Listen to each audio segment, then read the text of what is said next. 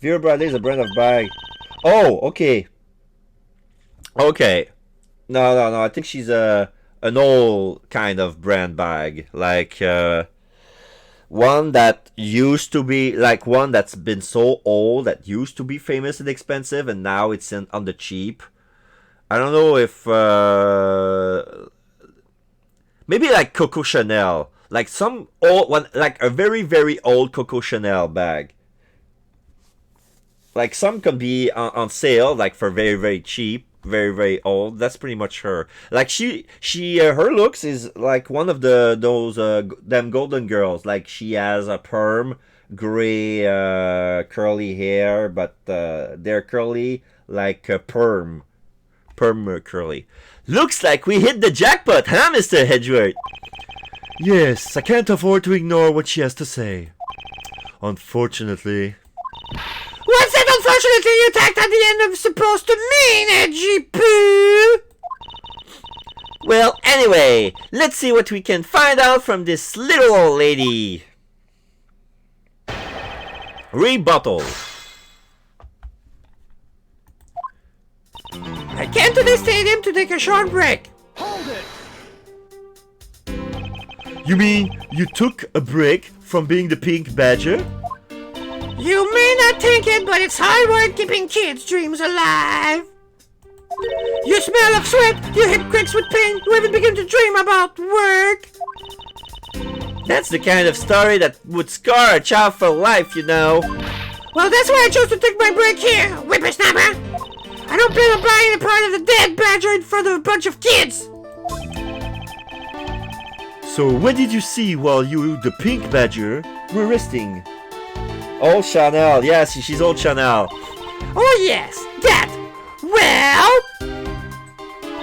as I was resting, I happened to glance over and I saw two men facing each other in that area. Hold it! You saw two men. Can you describe them for me? They look like your average Joes, completely uninteresting and not worth fawning over. I'm telling you, they were so boring that I don't even remember much beyond that. Okay, that's pretty much, that's useful. But did they have anything special features? Anything you can recall would be very helpful. Oh my, don't tell me you're jealous of those two men. Hey, she's right. You do seem pretty worked up over there, Mr. Edgeworth. I'm not worked up over anyone, and I'm not jealous. It's alright, Edgy Poo. Those two are just foes compared to a stallion like you.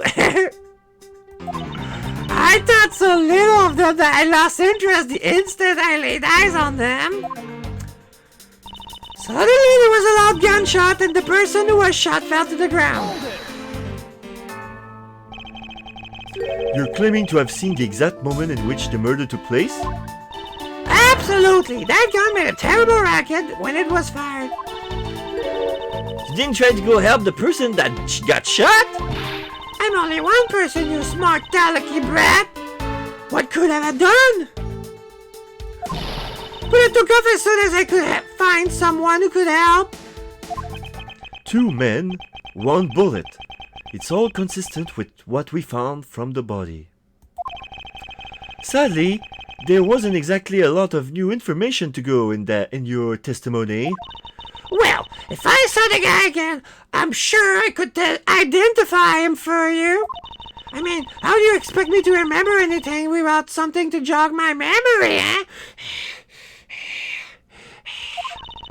Self-centered, aren't we?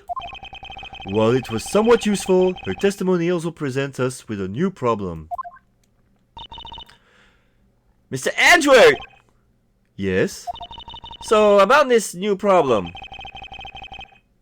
What is that giant grin on your face for?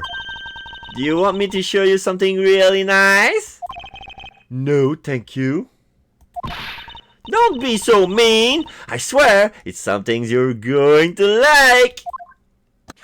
Oh! What is that gadget you're holding?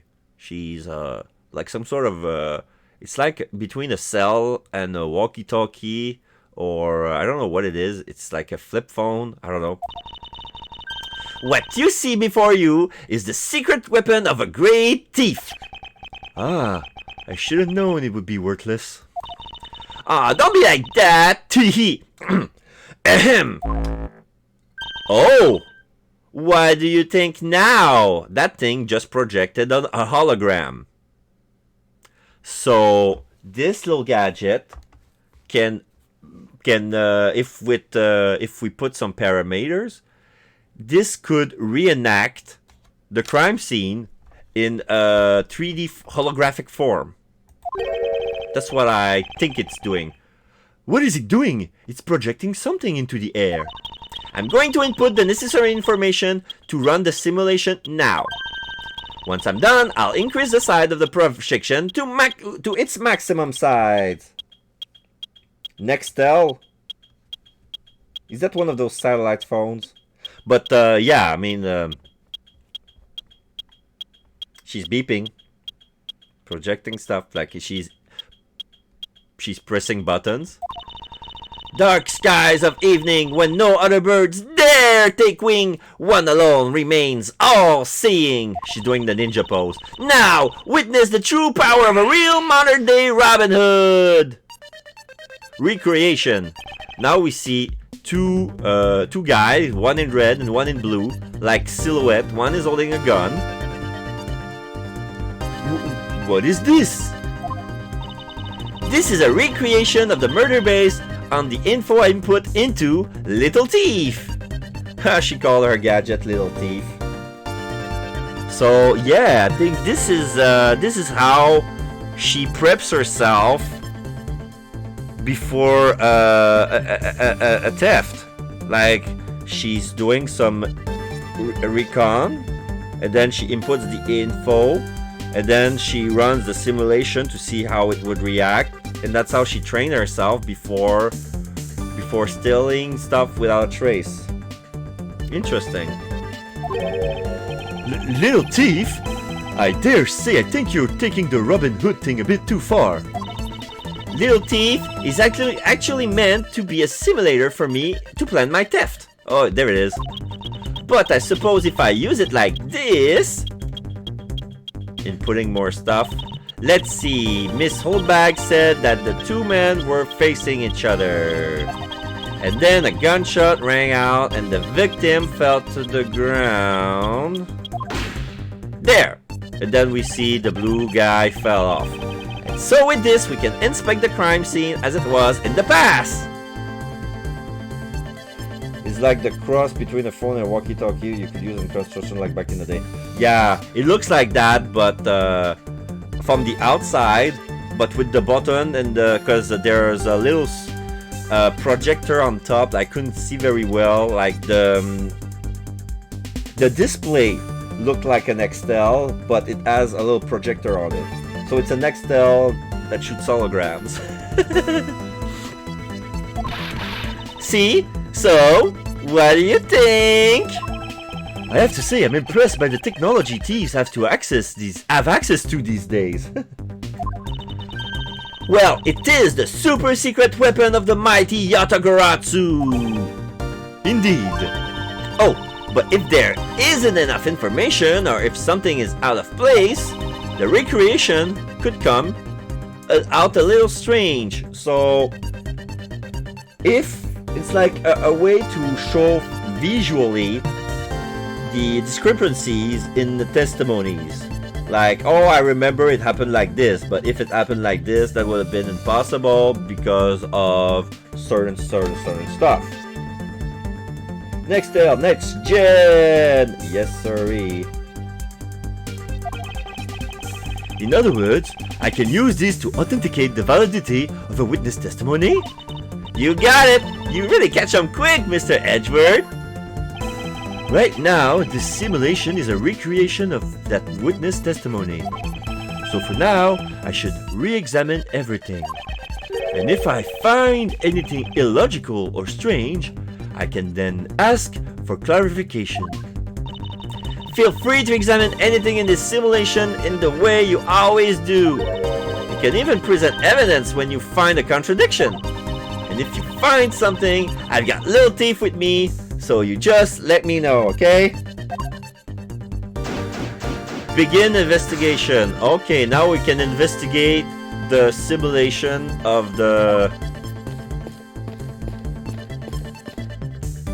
I'm gonna examine the stage, because I'm pretty sure like that's the first thing, because I'm pretty sure that in the moment of the murder, the stage was all set. Like, it was not like that. I'm gonna examine that.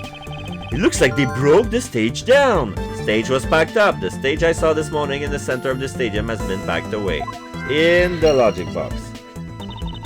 I guess this means they're done for the day.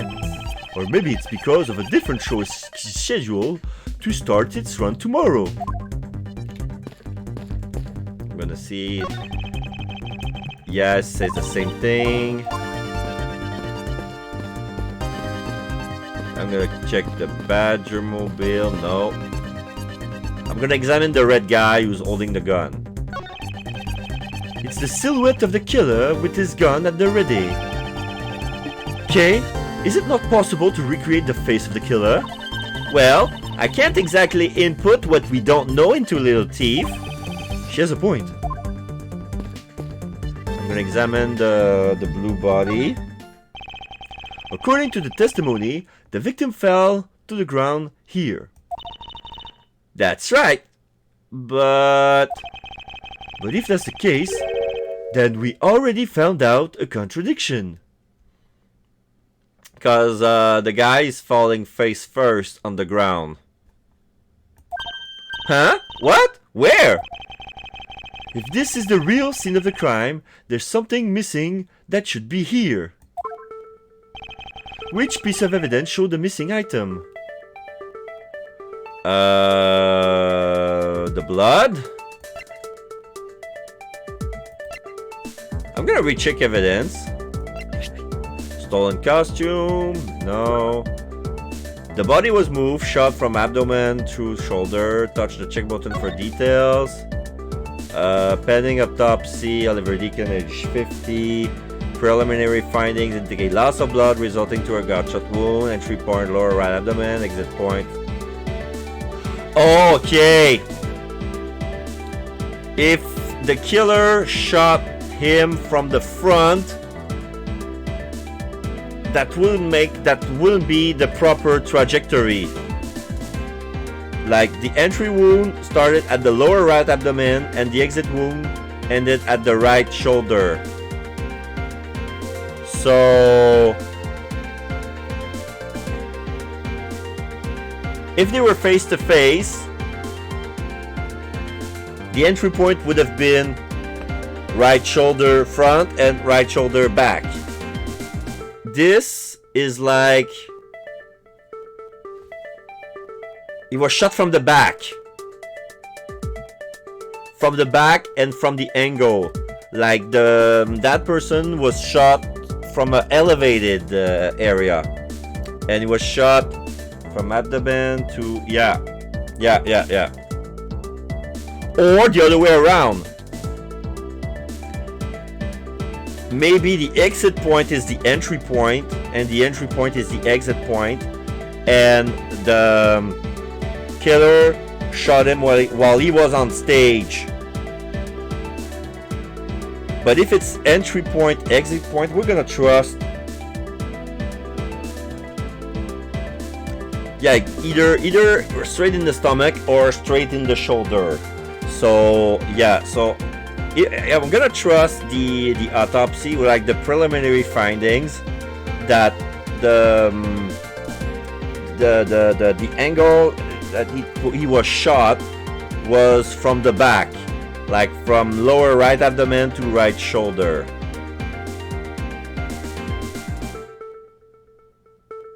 Cause I'm gonna check. Can I enlarge? The lack of blood around the body suggests that the victim was killed elsewhere and then moved, which implies there will be evidence of blood at the real murder site. Yeah, there will be murder. Yeah, that will be blood. I'm gonna present that. Take that. Yep. This is the contradiction. Eh? Is something wrong with my recreation? If this is the real scene of a crime, something specific should be here. If you think back, how did we deduce that the other crime scene was not the real one? Oh, I get what's missing now. There's no blood on the ground here either, right? Right. The fact that there is no blood here casts doubt on the witness testimony. Edgy Poo, how can you doubt me like that? Are you calling me a liar? I know what I saw, and I saw the victim get shot down.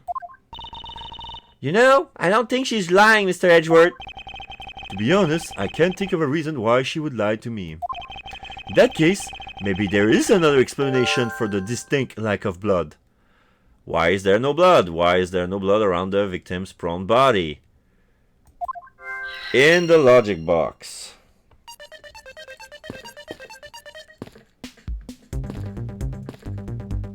I'm gonna talk to her. What is it? Some sort of new attraction? No? Oh, I'm gonna present evidence to her. Okay, I'll try. Alright. Mr. Deacon's murder notes. Go on, Edgy Poo, show me anything and I'll tell you all about it. Very well, what do you think about this? It's nothing special. Somehow I figured she'd say as much. Okay, this is my no answer. Okay, what about the pendant? Same thing.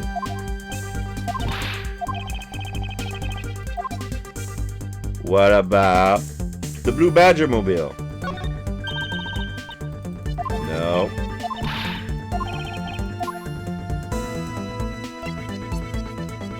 Okay, something related to her, the stolen costumes. No. What about the Blue Badger bagel? It's like a lineup of ugly tags. You cut to the quick. Only behind the scenes, I'm the pink badger right now to the kids. But don't you think I'd be even more lovable if I kept this headpiece off?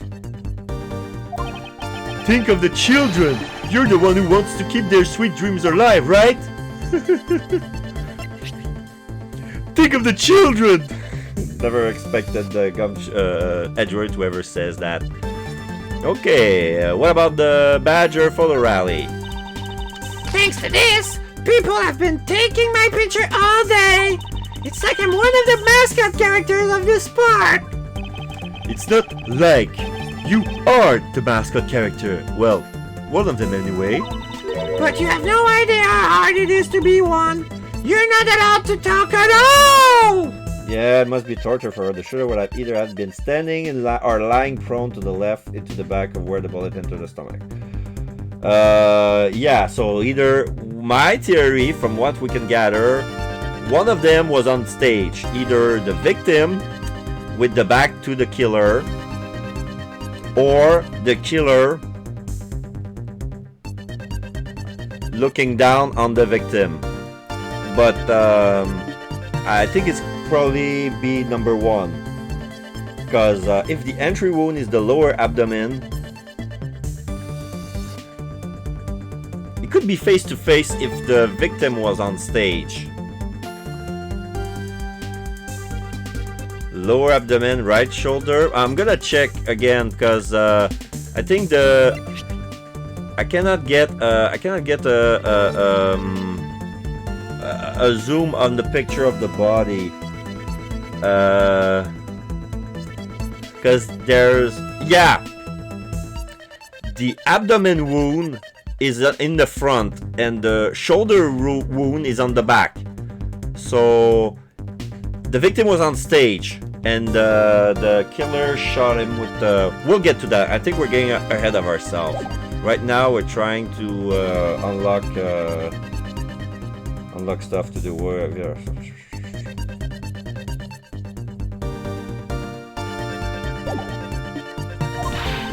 Taking away my abilities to talk halves my effectiveness as a human being! You have a hard time not talking, but it seems like such an easy thing to do. What do you know, youngin'? Just wait until you're my age and then we'll see. It is possible this loud old lady was once a quiet fair maiden? Huh! Impossible!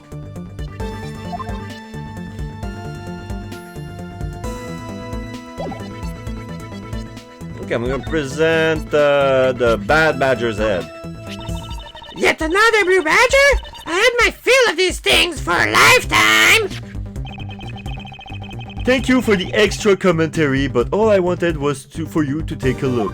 Oh, alright! I guess I can do that! But only because it's you, Edgy Poo! I think it was face-to-face with killer would have had to be left-handed for it to go to the right like that. So, it's not impossible. It's not impossible for, like, maybe not face-to-face, but, like, you can shoot from the right when you're, like, not facing towards, like, from the side. Like, shooting from the side, like, I don't know why it would be that like that. Yeah, but yeah, probably not face to face.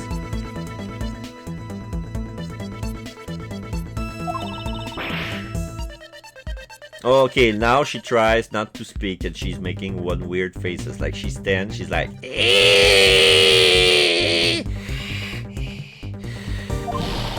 What's wrong with this thing? Why is this blue badger wearing sunglasses? how could she have not noticed at all this time?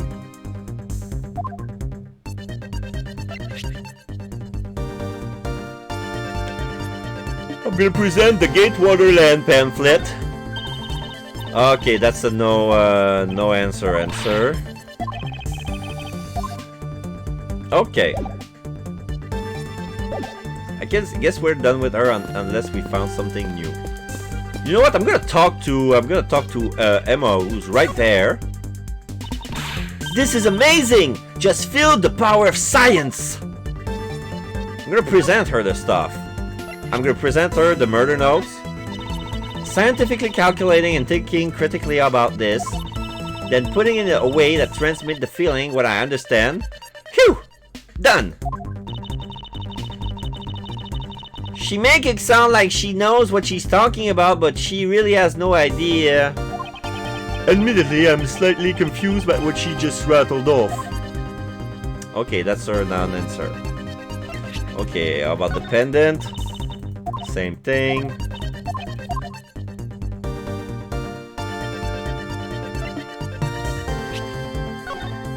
The Badger Mobile, same thing.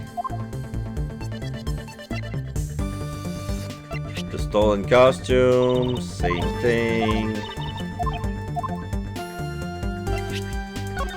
The Bible. Oh! Seeing the blue badger sure bring back memories. Yes, indeed. I remember it like it was yesterday. That was really something, huh? The red-hot courtroom battle between the two of us. I don't think it was quite as dramatic as that. Badger photo rally. No, non-answer. Bad Badger's head. No answer.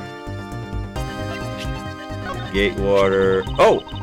Now, if I calculate this out scientifically using my time scheduler, aha! I can definitely see all of the attraction before the park closed. Science sure is useful, huh, Mr. Edgeworth? I'm not even going to bother asking Emma how she calculated that. Okay, so that was pretty much useless. Like the same no answer, but with a twist. Okay, I'm gonna check around.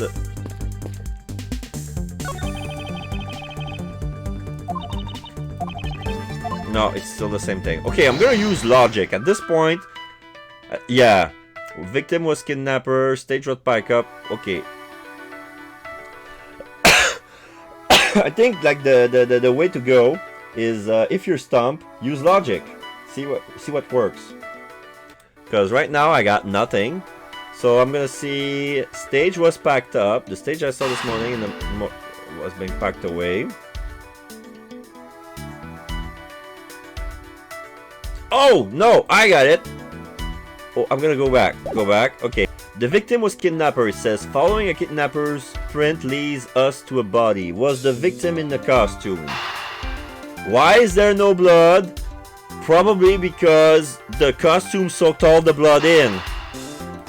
So I'm gonna connect this. Maybe she forgot. Yeah, old bag forgot the detail. Oh yeah, she was wearing her the pink badger, the badger costume, whatever. The same thing that happened during the Steel Samurai case. Oh yeah, it was Will over there. Oh yeah, he was wearing the Steel Samurai. It's the same thing to me, you know. It was Will. He was in the Steel Samurai costume. Turns out it wasn't him.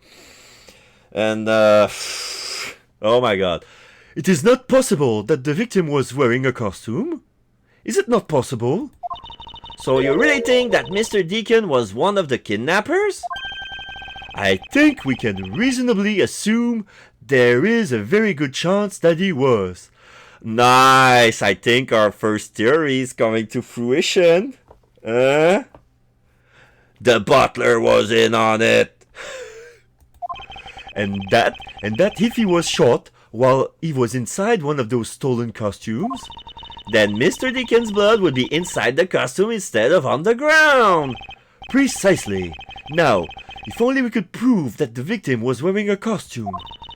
You'd think it'd be pretty easy if we could find some footprints. But the problem is finding them since there doesn't seem to be any around. Footprints, huh? I wonder how we can go about finding some of those. Gee, I wonder. I really wonder. Okay, now we're back to stage was packed up. I'm gonna talk. Maybe it's gonna prompt a conversation with Emma.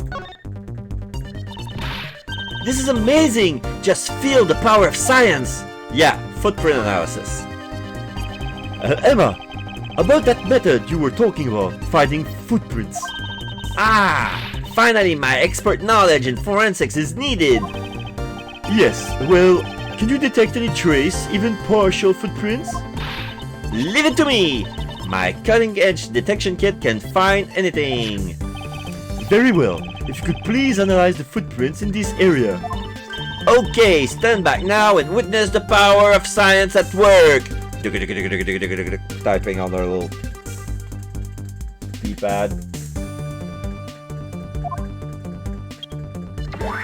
Now, Kay is updating. Oh, she's turning off the simulation so that Emma works her thing. Hey, I found something. Look right here. I don't see anything. Oh, that's right. Here, put these special glasses on, Mr. Edgeworth. Oh, that's the pink. Yeah. Those pink goggles make These footprints here were definitely left by a badger costume. Here we see a lot of, yeah, there's some spray. She was spraying stuff on the ground, and there was a chemical reaction, but we cannot see it with our bare eyes. But with the pink sunglasses she had on, like she was special goggles, we can see like there's a chemical reaction. We see glowing footprints on the ground. So I see 1, 2, 3, 4, 5, maybe 6 different kind of footprints. One of those are definitely made by a mascot, because the feet are bigger and round and not shoe looking. Judging by the way the prints are layered, those seems to be the newest. Then we can conclude that the victim was definitely wearing a costume at the time. Victim's costume data jotted down in my organizer.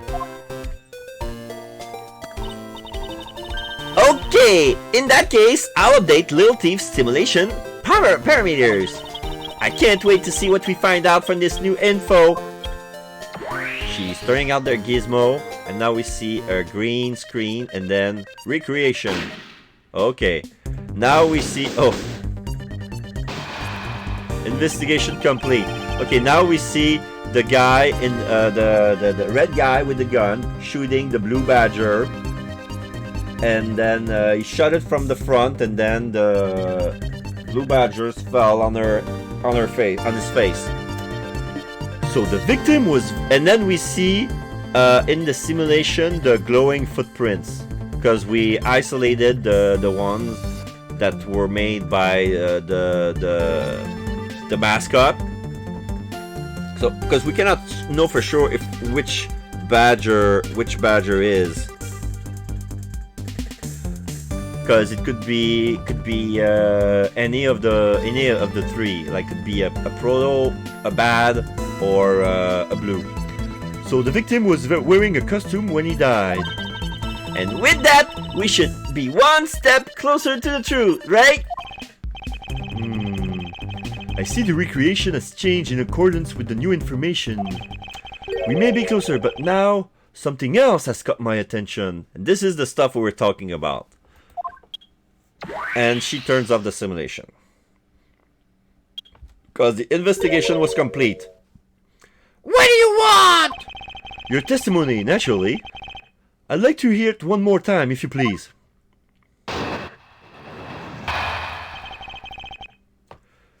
What old bag witnessed? I came to the stadium to take a short break. As I was resting, I happened to glance over, and I saw two men facing each other in that area. Suddenly, there was a loud gunshot, and the person who was shot fell to the ground. It was a very terrifying experience, let me tell you. Okay, no change. So does this mean Miss Holbag's testimony has a contradiction in it? Yes, and I believe our best course of action is to compare it with our recreation. See, I just knew Little Thief would be of help. Now let's see if we can pull more info from Miss Holbag's to put into the recreation. For that, we must first find the contradiction in her testimony.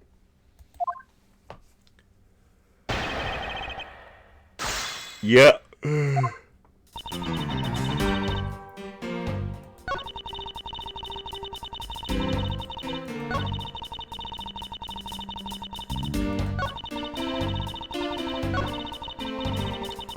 gonna check. I haven't checked the victim's costume. He was likely wearing one due to footprints shape and the lack of blood. I'm gonna repress on that next to last statement where we were. You're claiming to have seen the exact moment in which the murder took place? Absolutely! That gun made a terrible racket when it was fired.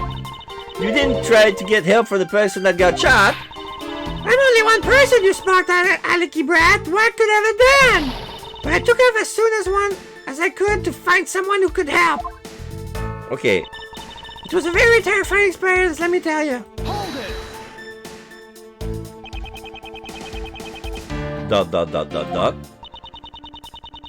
And she ... back with pretty eyes, biting eyelashes, and pink rosy cheeks as she blushes. Well, don't you have anything to say to me? No, not especially. You're so cold, Edgy Poo! But that is exactly what I like about you. You're such a cutie. I made that up. Like that's not that part. That line was not in the game. I decided to. Like she likes those cold. She likes the cold type. You're sure one tough cookie, one part unshakable and one part scary. Watch a smart mind of yours, Missy. What do you know about my fragile heart? Knowing what we know now, thanks to your recreation, the contradictions stand out like a giant sore thumb. Precisely, it's all becoming clear to me. Let's clear up this issue with some well-presented evidence and get this over with. Okay, I'm gonna repress everything just to be sure. Hold it! You mean you took a break? Yeah, but then keep it clean, there's a lie, smell of sweat, get to work, kind of story with Scarlet Child, sweat took my break. Okay, that's that part, and that didn't change. The second part. Hold it! You saw two men. Can you describe them for me? They look like your average Joes, completely uninteresting and not worth fawning over. I'm telling you, they were so boring I couldn't remember much beyond that. But did they have any special features? Oh my, don't tell me you're jealous of those men. Oh yeah, she's right. Worked up, I'm not worked up, I'm not jealous. Edgy poo, falls like stallion. Lost eyes, okay.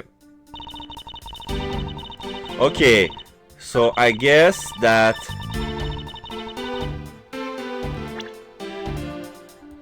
I'm gonna use the victim's costume in the second statement because she says I saw two men.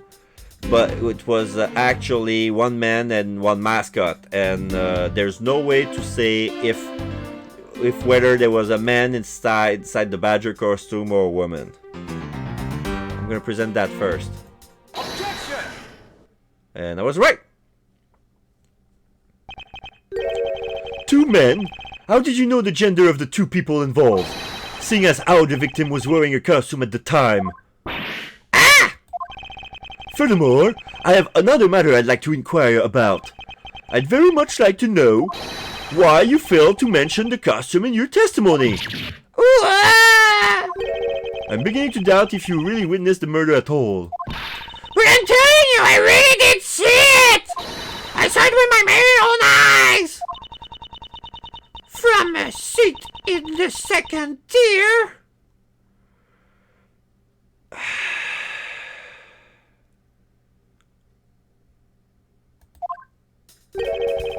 The second tier? Hey, didn't you say you saw it right in front of you earlier? That was, you know, I was using the phrase in the metaphorical sense. I see your witness still has a screw loose in the metaphorical sense.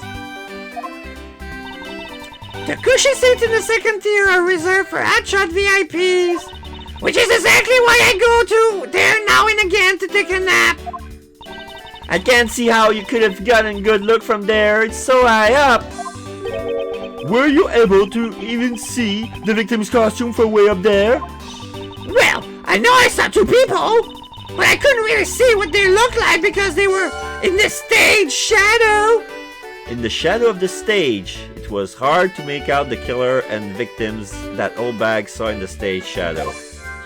In the logic box, okay. My eyesight isn't what it used to be, you know. Not like when I was young. People would call me, go to town or the place away. Of course you would notice me in the flash and try to make a basic oil girl. Fade to black. Let's return to our investigation, shall we, Kay? You got it! Turn down the little thief. Green screen all over. Recreation. Begin investigation. Stadium. Okay, I'll try to see if I can... Okay, I can examine the blue badger. This new silhouette of the victim is in the costume. The silhouette can change depending on the information I input. But Lil Thief can recreate more than just people. So investigate away. We may even find more info in which to make a more accurate sim. Alright, sounds like a plan.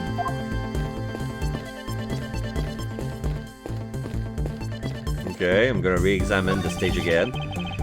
They broke the stage down. That didn't change. What does logic say? Stage was packed up. Yeah, if the stage was packed up in the shadow of the stage, I'm gonna connect them, see if I can get a match. Yup. If that woman's testimony is to be believed, the murder occurred before the stage was broken down.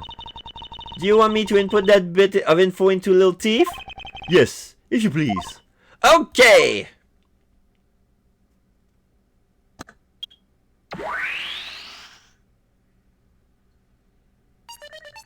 Okay.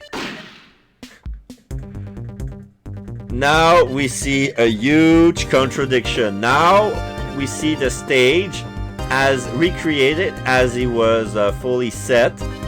And the silhouette of the red guy is phasing through the stage. So this is the contradiction. So yeah, the guy was on the stage, was not in the shadow of this. Let's go.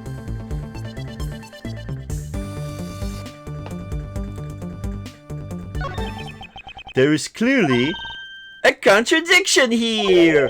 Please stop stealing my lines. Oh, come on. It wasn't that hard to see it coming, even for a layman like me. I suppose, in any case, it's not possible for the killer to have stood here in that way, because there was a very real stage set up in this spot at the time. Yeesh, I told you I got it! Do you feel the need to explain everything? Yes, for the people at chat. Yeah, well, in any case, we need to resolve this unusual situation. Isn't it obvious? The killer was on top of the stage, naturally. Right, Miss Oldbag? Yes, I remember now. The killer was standing on the top of the stage. See, now, let me update the info on the simulation.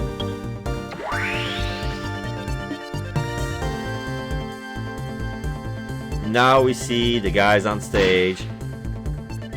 But now we have a clear shot that, like, we see him, the bullet coming. Okay, now we have a shot of seeing like the bullet coming from shoulder to abdomen. So from that angle, it doesn't make sense if we trust the preliminary findings, but it would have been the other way around,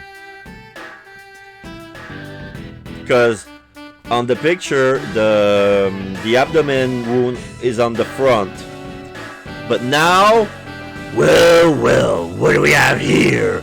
A bunch of hooligans running amok, I see. This is Lang. He smelled the track. He's alone with Shina. Okay, I'm gonna call her China because I think it was meant to be a pun, but because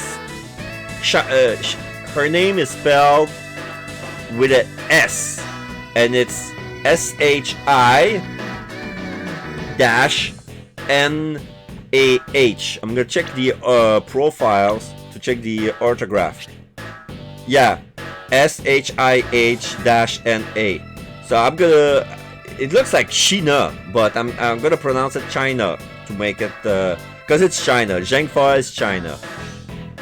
Lang's trusty secretary, level-hearted. She support him in his investigation. We have Mike Meekins, age 24, gender male, precinct police officer, was conducting an investigation while in Blue Badger costume.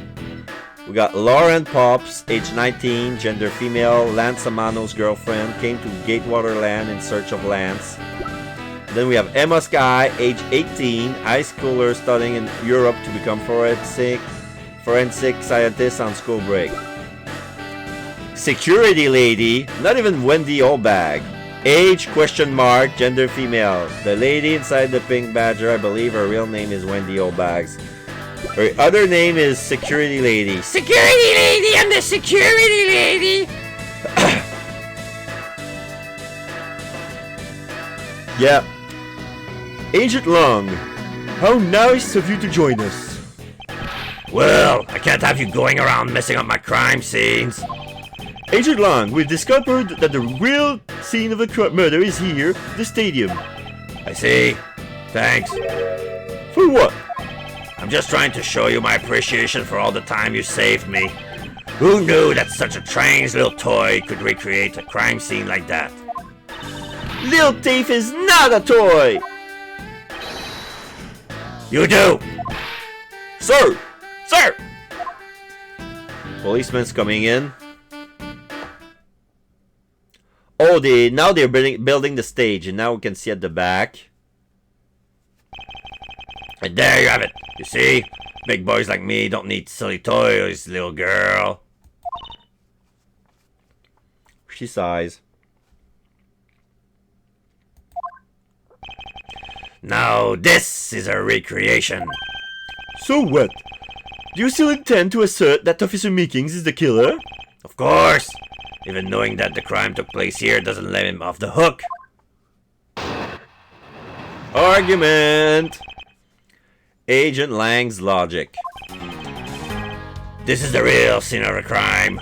Officer Makings lay in wait for the victim on top of the stage, and when the victims finally showed, he shot him from on high. That's the truth your little recreation showed. One step ahead. How far will you go to accuse Officer Meekings of the crime? He's the most likely suspect we got, especially given the situation with his gun. Well, even if he is the killer, at least my recreation was on the mark. You see? Thank you for understanding, my little crew girl. I'm not some common crow, I'm the Yatagoratsu, the Raven of Legend. Unfortunately, your conclusion has yet to be tested, so let's see how well it holds up.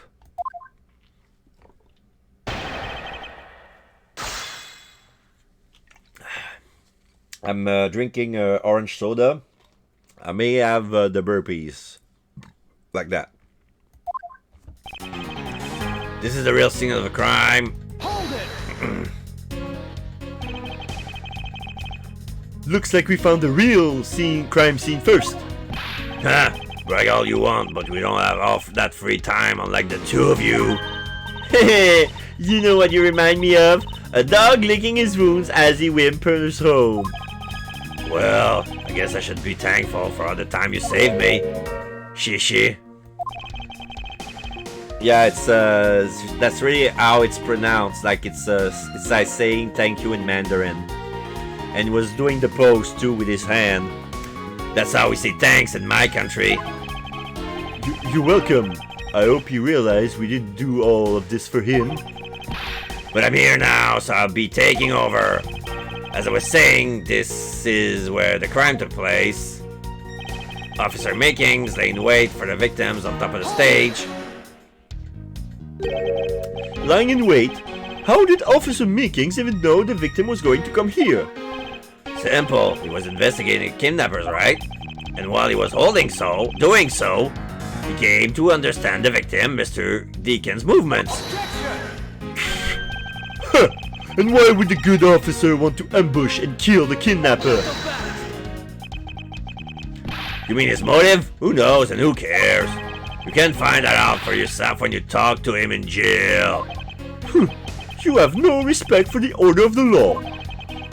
Don't get me wrong, but I need more than there's no motive to convince me otherwise. He's right. The lack of a motive is a rather weak argument by itself. So the officer lay in wait on top of the stage, and when the victim finally showed, he shot him from on high.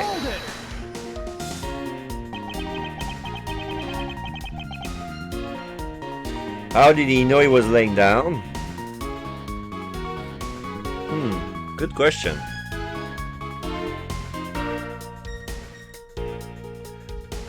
Speculation, like I think he was gonna invent stuff to pin this on Meekins all the way possible. So you agree with how our recreation turned out? Like I said, I'm grateful that you were able to save me some time. Alright, but we still don't know why he chose to wait on top of the stage. Who cares? Maybe he wanted to become the Blue Badger. Who's to say he didn't see the stage and decide to put on a Badger stage show on his own? Or maybe there's a completely different reason. What does it matter? It still doesn't change the fact that Officer Meekins stood up on that stage and shot the victim on the ground below. That's the truth, your little recreation show.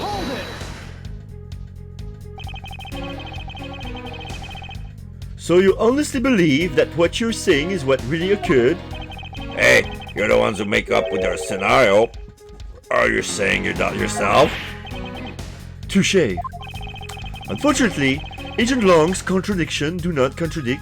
We are recreation. Then does that mean it all went down just as he says? No, not quite. I wonder if what we had recreated earlier was the whole truth. Yeah, I'm gonna present on the third statement, he shot the victim from on high. The murder notes, I'm gonna save just to be sure. Present. Objection! Yes! Edgeworth is nodding.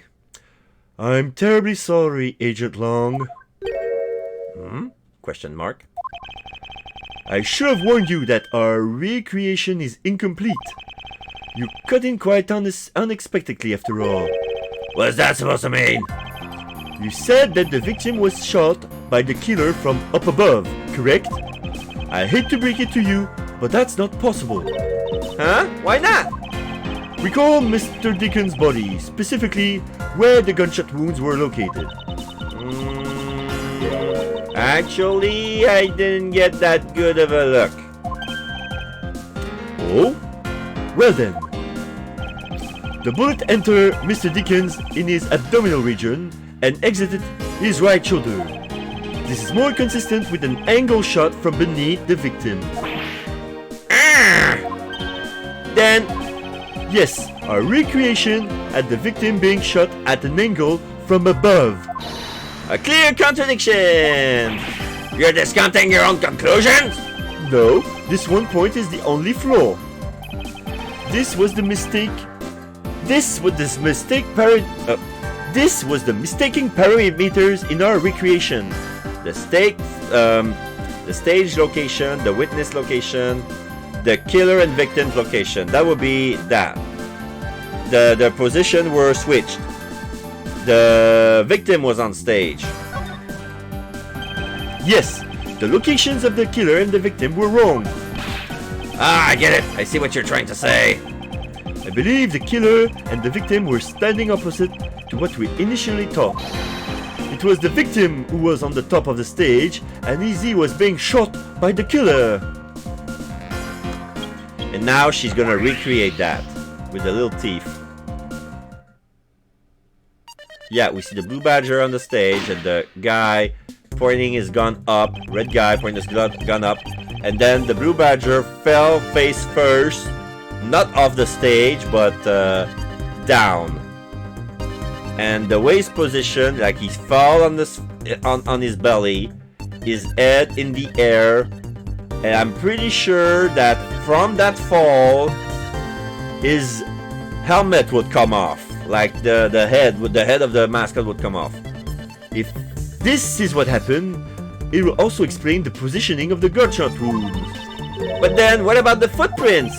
Since footprints don't lie, we can assume that the killer also wore a costume. Okay, I'll try using that data instead.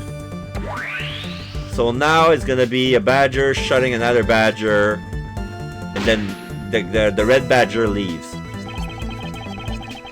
Judging by the fact that both the killer and the victim were wearing costumes, I'd say it was a killing between the two kidnappers. Told you it was lying prone. That would be the most natural conclusion. Wouldn't you agree, Agent Long? Now she turns off the sim. Well done, Mr. Prosecutor. Pointing finger. But that alone doesn't clear officer makings of the crime.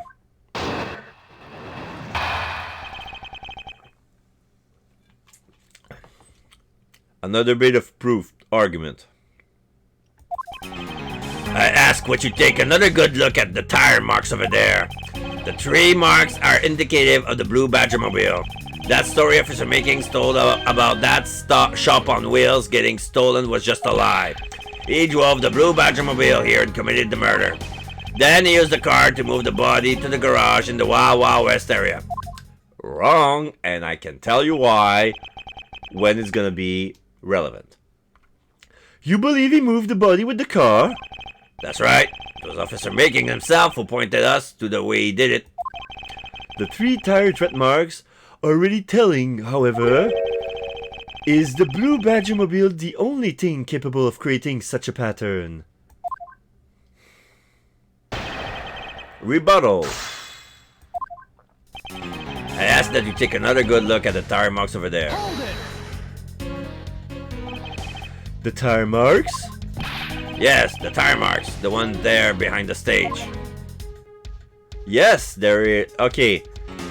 We see, I didn't notice what it was. It was kind of weird because it's like, it looks like 3 arcs that were parallel to each other.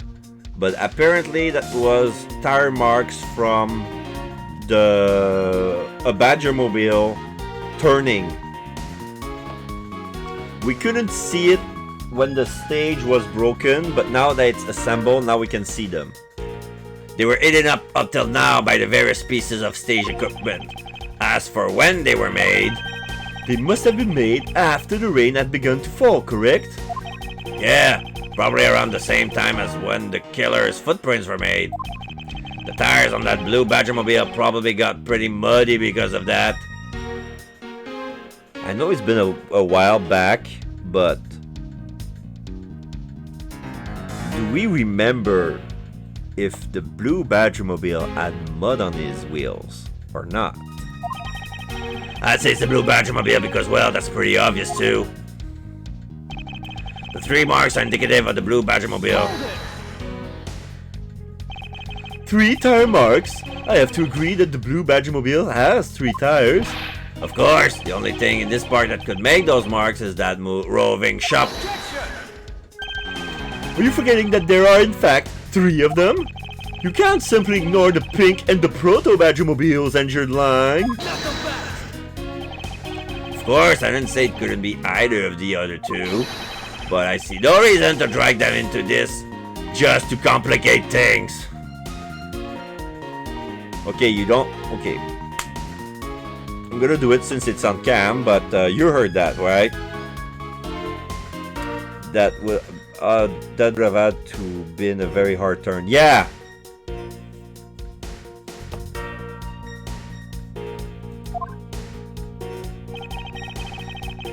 That was a facepalm right there, what I did. The story Officer Makings told about that shop on wheels getting stolen was just a lie.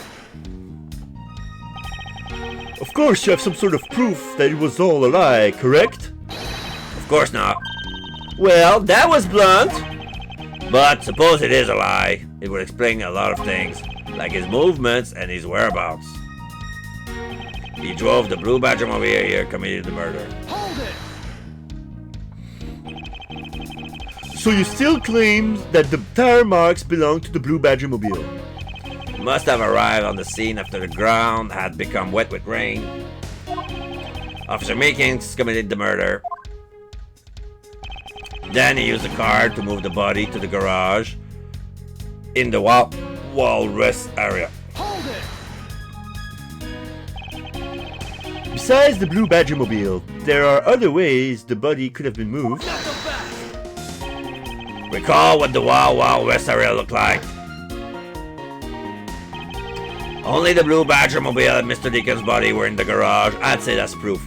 And here we have a picture of the Mr. Deakins on the parking lot where the pink Badgermobile would be, and then we see next to him, yeah, I think it's the blue Badgermobile. Yes, it's the blue Badgermobile, and his tires are clean, and the marks started to where the proto Badgermobile was. Because if it was a blue Badgermobile, the tire tracks would start from where the blue Badgermobile is parked, right? But they started from where the proto Badgermobile was. So, it's like pretty obvious. I suppose if one were to look at that place, that would be the only logical conclusion. However, my experience tells me that the truth is usually not so easy found. Is there some sort of problem with Agent Land's statement with regard to that scene? Looks like the only thing that car was selling was death, not dreams. Only if what Agent Lang believes turns out to be true. The 3 tire tread marks are very telling, however. Is the blue Badgermobile the only thing capable of creating such a pattern? Okay. Now I'm gonna go straight to the... Drove the blue Badgermobile here and committed the murder. And I'm gonna present the blue Badgermobile here. I'm gonna save just to be sure. There we go. If the Badgermobile started driving after the rain fell, the tires would have been muddy. Yes! Yes, that's the point. Objection!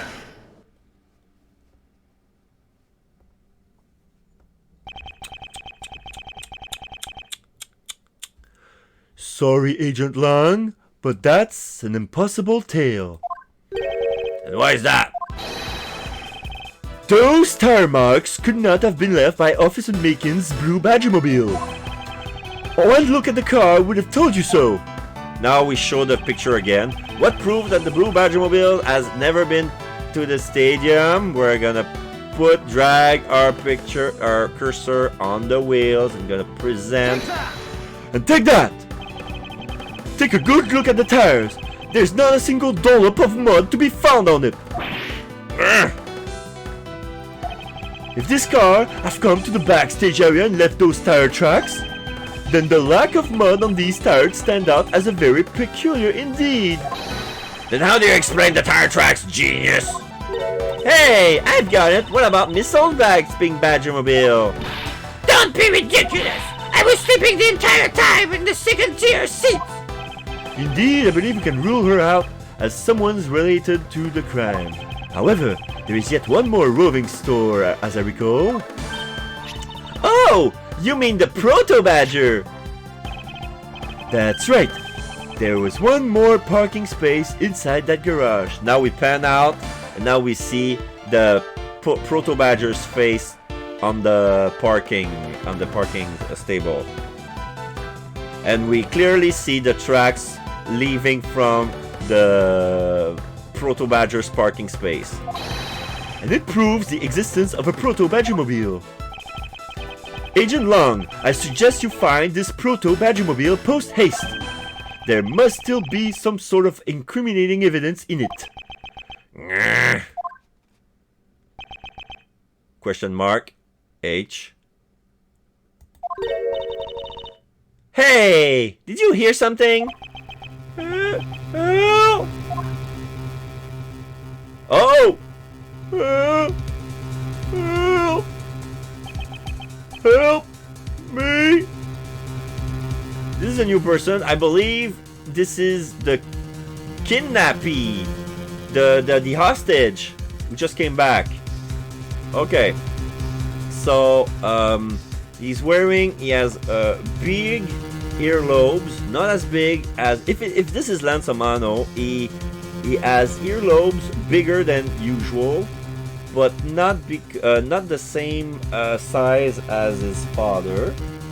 But he has his ears are pierced, but it's not like he doesn't have an ear stretch piece. Like it's like a regular piece, but his earlobe are somehow bigger than usual.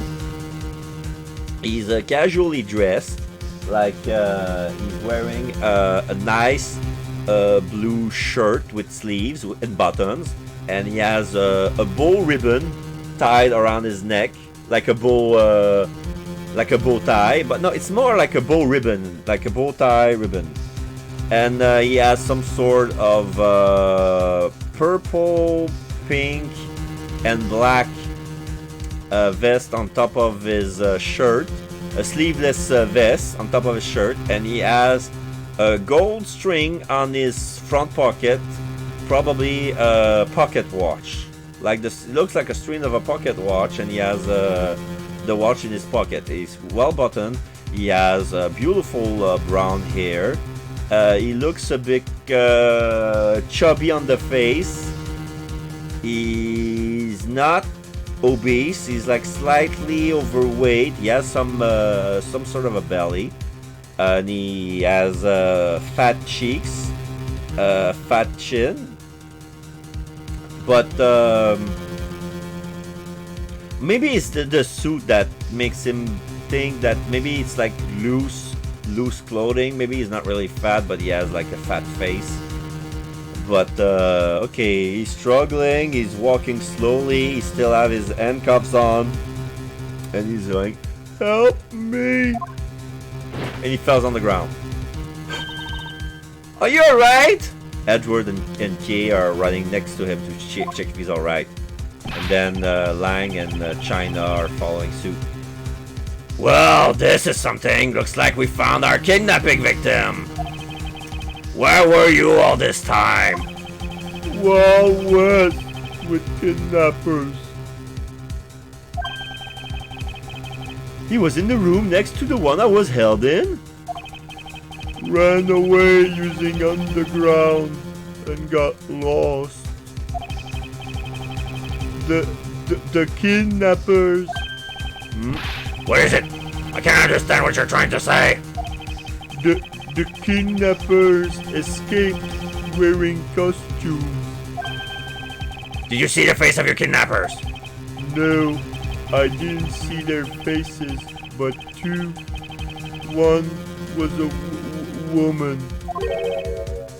A woman? Quite the important piece of testimony. Hey, what are you guys doing? Stop sitting there and get your cops on this already! Oh, now we see Lang and China removing their sunglasses in sync, like synchronized movement. We have been taken. It also would have taken the killer a crazy amount of time to watch the car after murder. Yeah, yeah.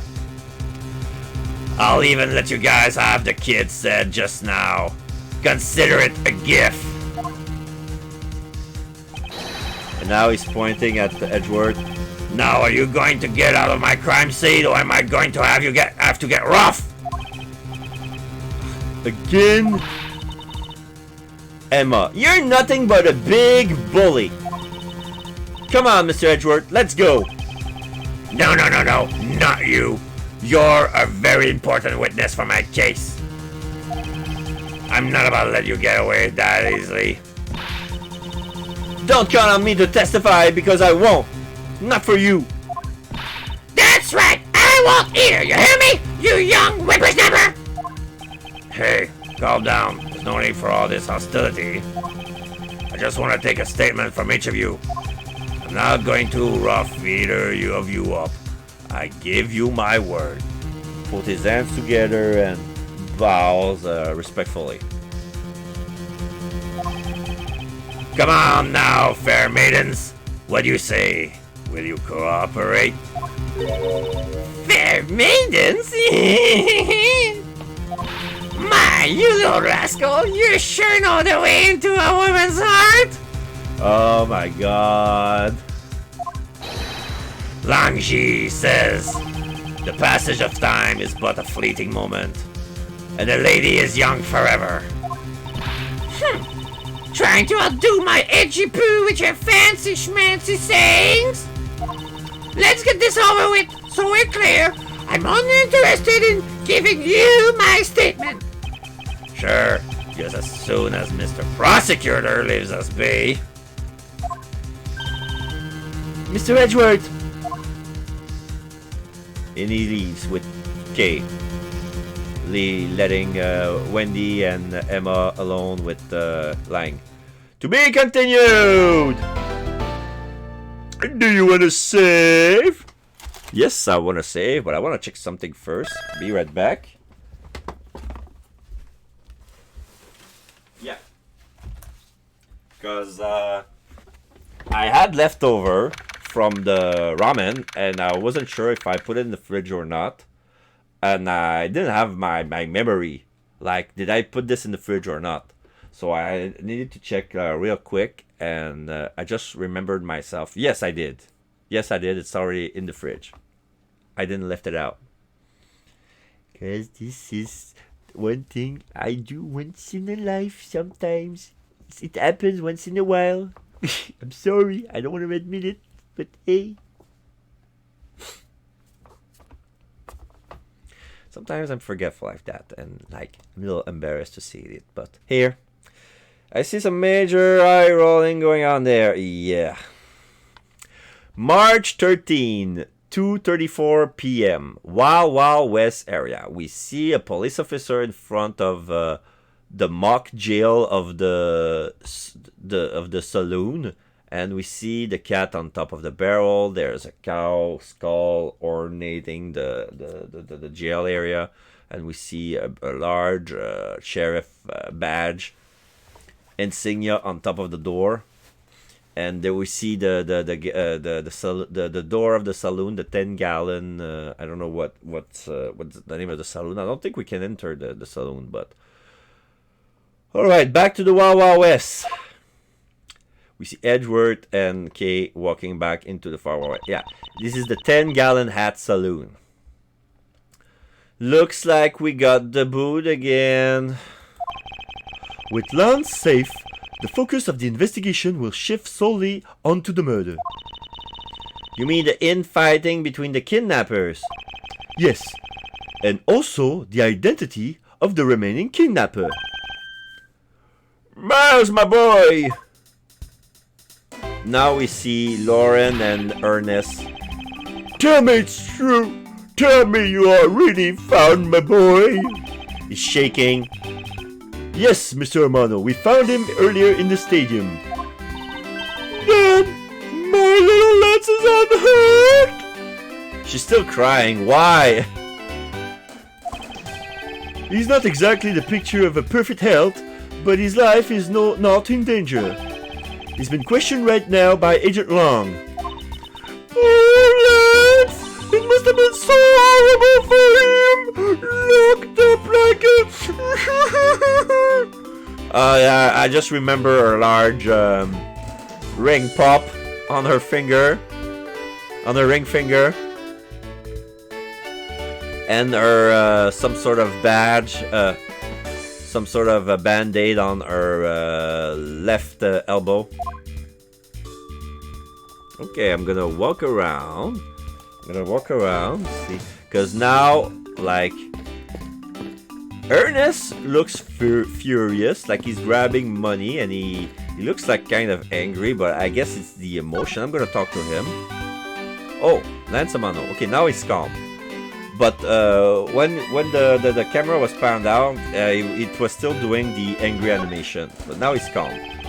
Miles, my boy, I can't thank you enough. It was nothing.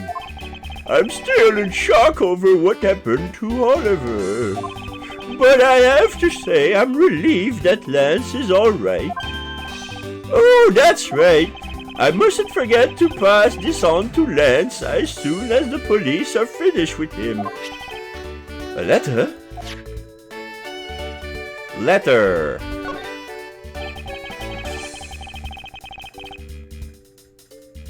The way Lance is being chased after by women reminds me of someone I know. She's crying because she's happy. Yeah, well, probably because she's always crying. When we met her, she was crying. Now she's crying again. It's like it's part of her persona, like the weeping fiance. That's why I'm giving her like always forever crying voice. I almost can't believe he received yet another love letter, you know. Here, take a look for yourself. Isn't this a breach of confidentiality? Isn't this a breach of confidentiality? It's a very simple love letter. Okay. My dear Lansamano, may I come see you again? Your beloved Viola. Oh no! The envelope says it's from the Tender Lender Loan Company. It's Viola Cadaverini! Oh! And there's some ink spot on the letter. Like she left it on purpose. It's like, my dear Lansamano, may I come see you again? Like psychopath.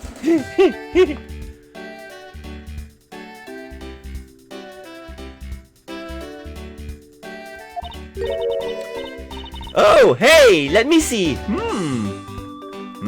That's really weird. It's from a loan company.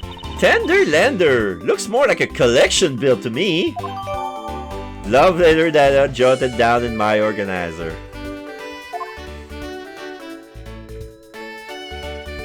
I'm gonna present him with something. What's this about a love letter?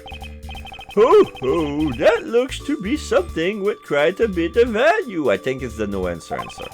But then all things have some value attached to them. Only by probing deep into the unknown can we become true winners of this world. Oh, yeah. But no answer. I'm I'm gonna try the victim's costume.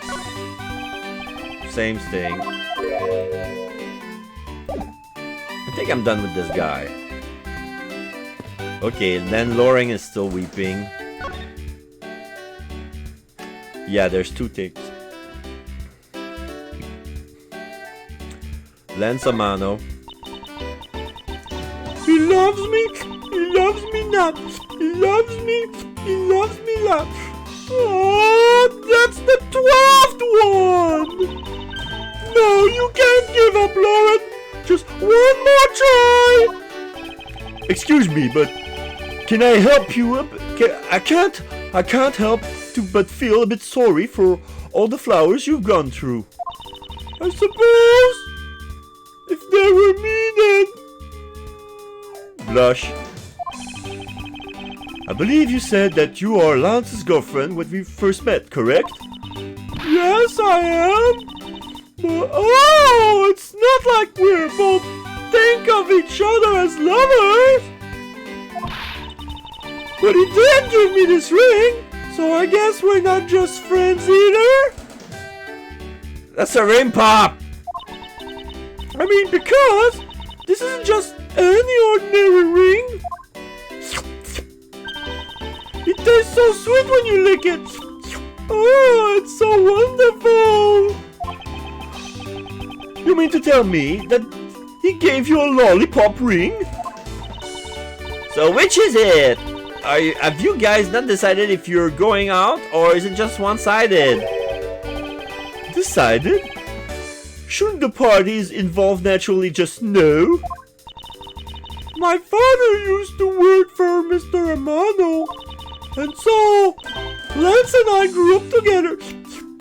I said it out loud!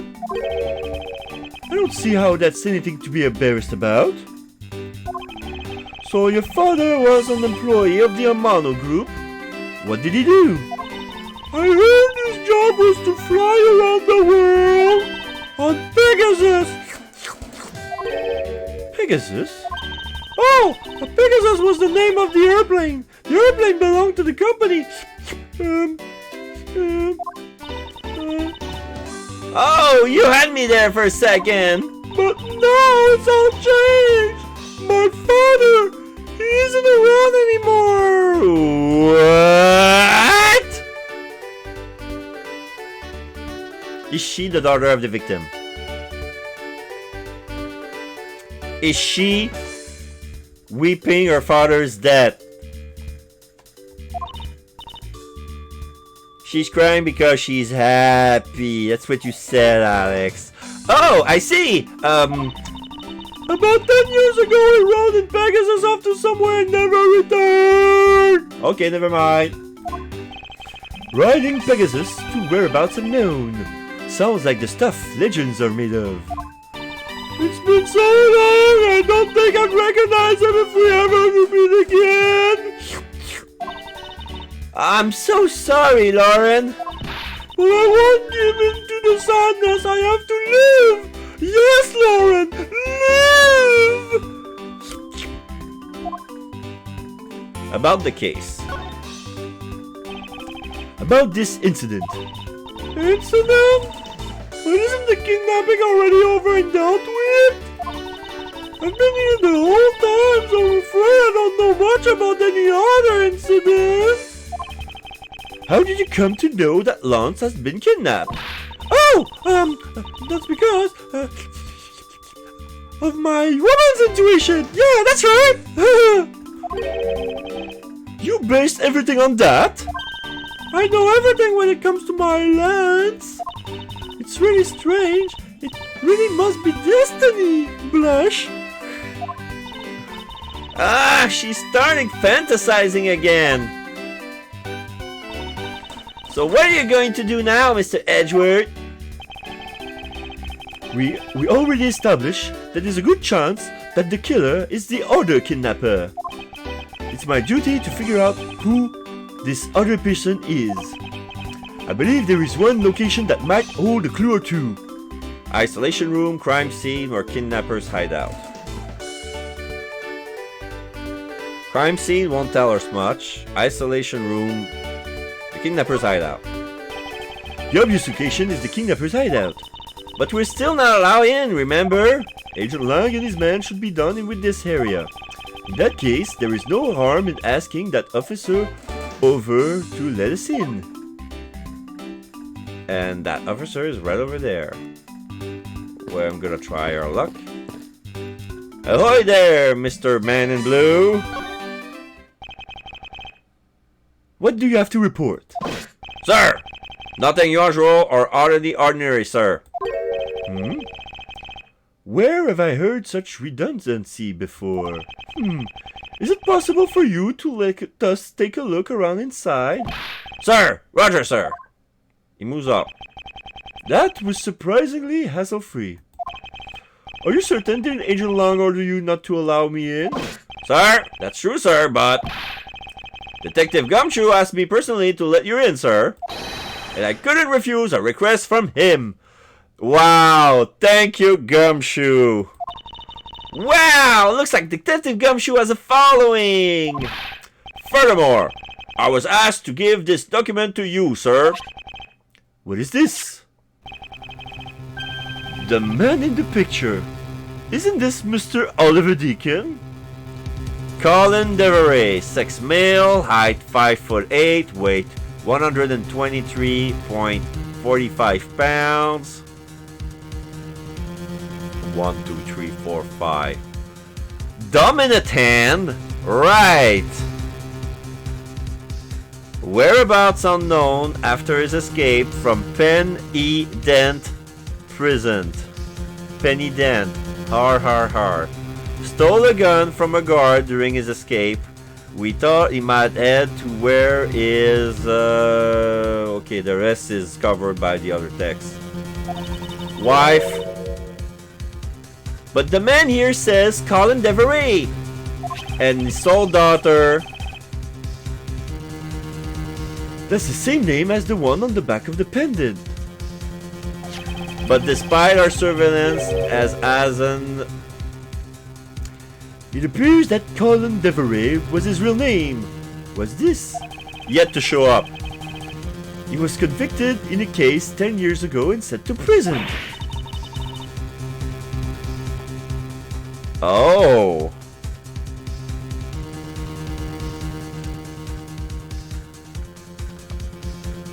Maybe it's still... Maybe she's still the... Like, Lauren, she's the daughter of Colin. What? Then, what was he doing here? Apparently he broke out of jail and then just vanished. He must have become Oliver Deacon to cover up the fact that he was an escaped felon. Colin Deveray dossier. Colin Deveray dossier data jotted down in my organizer. Now I'm not sure what's going on anymore. Is there some sort of link between the victim's past and his current case? These police documents are rather detailed. I should take the time to give them a thorough read eventually. It's fine. Let's focus on one thing at a time, starting with the kidnapper's hideout. Yeah! Oh, wait. I don't know whose voice it was, but that wasn't Kay, because now Kay says, "Yeah, I agree. We should investigate first, think later." More than thinking things through, I think you should try remembering things first. Now then, if you could please unlock the door, officer. It was locked up until a little while ago, but since then, the door's been wide open, sir. I'm not sure I follow what it is you're saying. Care to explain it a bit more detail? Sir, the door was locked down tight when they went to check out the room. So they got about 10 officers to help out and break the door down, sir. Okay. I see. I guess that means I get Agent Lung's leftovers. Well, let's see what we find. March 13, 2:55 p.m. Kidnapper's hideout. Here we see a broken mirror, and I remember the design. This broken mirror was in the background of the haunted house. We see a Blue Badger Follow Rally insignia. We see the latch door with the pin. Like this is the door next to the isolation room. This is where the kidnappers were. Like I see a table with folded chairs and 2 cups of coffee. And I'm gonna examine this a little bit further. But I recognize the room through the crack on the door when we were in the isolation room. And this is definitely where the kidnappers were when we talked to them about. And this is where Lance was. And then he went to the underground tunnel and got lost. So I'm gonna read the Colin Devereaux dossier again. Yeah. Whereabouts that were unknown after his escape from Pennyden prison. Stole a gun from a guard during his escape. We thought he might head to where his wife and sole daughter are, but despite our surveillance, he has yet to show up. Okay.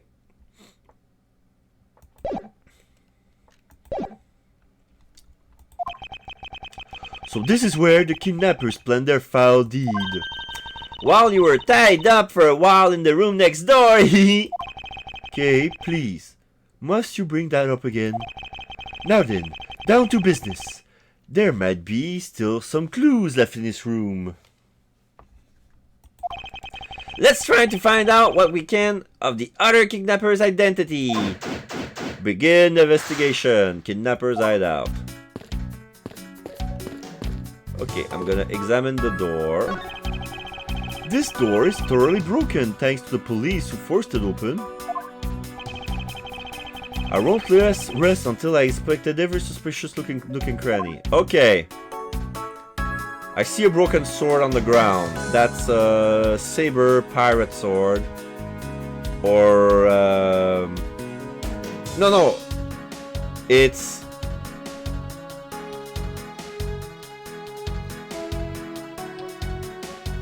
a cutlass. Yeah, the more I look at it, the more it's a cutlass because it has a big guard like rapiers do, but the blade is not pointy. Like it's a sharp blade through and through. So it's a cutlass. I'm gonna examine that's broken on the floor. I guess the door was locked because the cutlass was blocking the handle. That doorknob handle thingy. Oh, that doorknob handle thingy is looking pretty beat up. I suppose that's what happens when 10 officers break their way in with brute force. Hey, that's odd. The lock on this is completely fine. Look, not a single dent. But how is that possible after what that officer told us? Yeah, if the lock had been in use when the door was busted down, then the lock itself should be completely wrinkled. So the lock on the door leading to the outside is undamaged. How can that be? The door leading outside. The door had to be forced open, yet the dock is intact. What? Was it not locked? Yeah. The door was not locked, was barricaded. Something was blocking the lock. I'm gonna examine the cutlass. Looks like a sword. A broken sword. Strange. Why would it be broken like that? Oh god, okay. Swords don't usually break on their own. That's true. Alright then, let's think about it in this way. Maybe it broke when someone was trying to use it for or on something. Hypotheticals aren't going to get us anywhere. Perhaps we should think more of this later. No! Not later. I'm gonna do this now. It's so easy, man. So easy. I'm gonna connect those together and get a match. Because, bam! It's a little bit strange that the police has to force their way into a non-locked room. One look at the pristine door lock and anyone can see that it was not in use at the time. But the policeman outside said it took 10 men to get it open. A door that was locked tight despite it being not locked at all. It can only be because of this. Oh, you mean... Yes, it was used to jam the door. Here, take a look at the door handle. Do you see how the handle is completely destroyed? So that's how the sword broke. Broken prop sword data jotted down in my organizer. Okay, gonna examine the barrel. Oh, they have barrels like these just outside. Yes, and? Well, I know I already asked you when we were out there, but if these were real, what would you put in them? There's an expectant gleam in her eyes that I'm about to dash.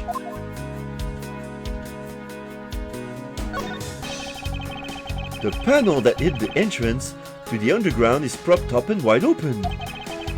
Be careful of where you step, Kay. I only fell into that other opening once, you know.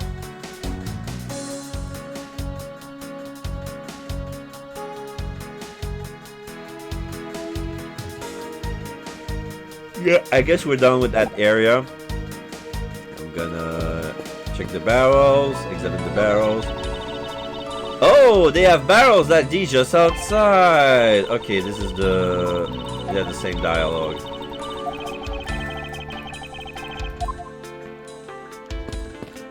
So if I examine the trapdoor again from that angle of camera, it's gonna see. Hey, there's a trapdoor. There's a trapdoor here too. It's not a trapdoor. It's an entrance to an underground passage, Kay. I know that. The door leading to the outside world was locked, so Lance must have escaped this prison through here. We'll examine this. Unused folding chairs lean against the wall in their folded state. Wow, whoever lined these up did it perfectly. They're not even a single hair off. I'd feel bad using these because it'd be like stealing the perfection away. I suspect it's more like you wouldn't want to be the one who put them away. I'm gonna examine the mirror. Watch out, Monsieur Edgeworth! It's a broken mirror. It probably came from the haunted house. Why is it this here? Are they planning to repair it? Oh, what's this? I see a bin. Like the blue bin. It's open. And I see something big and blue. The same powder blue as those Blue Badger mascot. Probably it's the suit. Let's see, examine. This must be where they dispose of old and worn out costumes. That's so sad. It seems that they throw the costume away in pieces. Costume pieces. In the hideout, there is a trash bin for old and useless costumes. In the logic box. So the little pictogram that was associated with this thought is that this is the lower half of the Bad Badger's suit. So we see the Bad Badger's head. This is the rest of the suit. I'm gonna use logic. No, there's only one piece. I'm gonna check here. This insignia. A sign advertising the photo rally. Something I have absolutely no interest in. Yeah, but I do, and I'm going to get my hands on the rest of the Badger family. You'll see. She definitely brings a decidedly different atmosphere to a criminal investigation. That's skate jumping. Up and down, up and down. Photo rally hype! Examine the table. Oh, I won't rest until I inspect every suspicious looking nook and cranny. Okay, I see 3 chairs and 3 cups of coffee. I see 1 key and 3 other key holders that are empty. There's a coffee mug and I think this is a map. I'm gonna check the map first. A poster of Gatewater Land is stuck on this wall. Intrigue, fun, prestige. Gate Wonderland has it all, and it's waiting for you. It's not especially catchy, is it? Chicken chairs. Folding chairs, and by the looks of it, they were probably used by the kidnappers. There are 3 chairs set on the table. Folding chairs. 3 of them were set up. It's very likely that the kidnappers sat in these. In the logic box.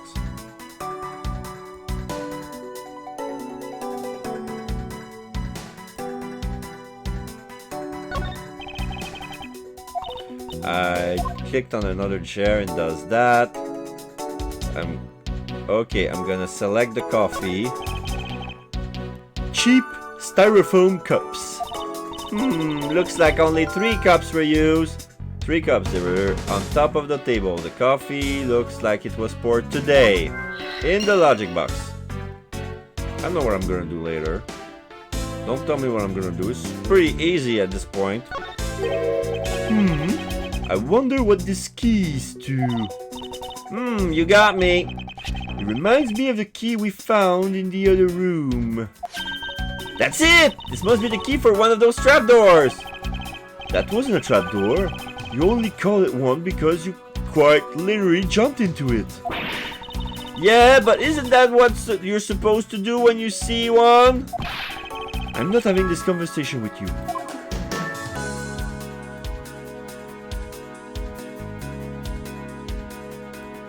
Okay, I'm gonna use my logic now.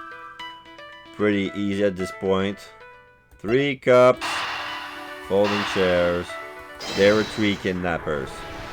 But that doesn't make sense. Yes, it does. The common denominator between the cups and the folding chairs is the number 3. Speaking of which, the number of missing costumes is also 3. Wait, but I thought there were only 2 kidnappers. Indeed, something isn't adding up, literally. Is it possible there is a 3rd kidnapper that Lance didn't see?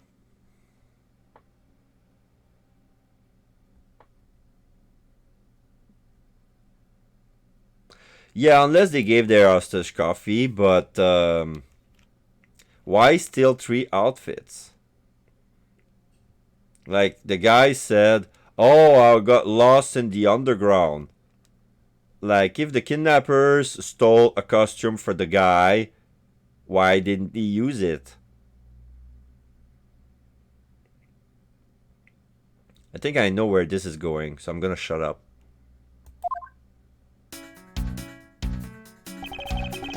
I thought that we might uncover the true identity of the kidnappers, but instead we only uncover more questions that needs to be answered. Oh! There's a proto-badger that's popping out of the trapdoor. Ah!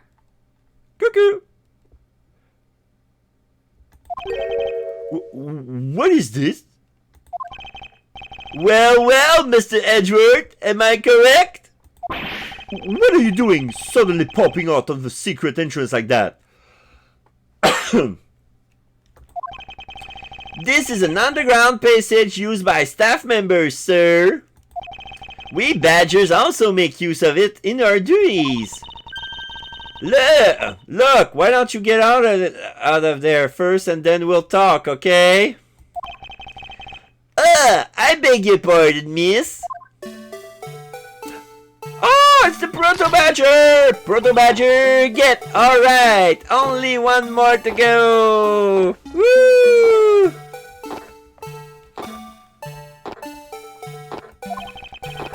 What are you getting out? What are you getting all excited about? Did you forget the photo rally? Duh! See, look, now all I have to do is get a picture of the bad badger and I'm done! Yes. I vaguely recall a contest or something of that sort. Now the Proto-Badger is leaving.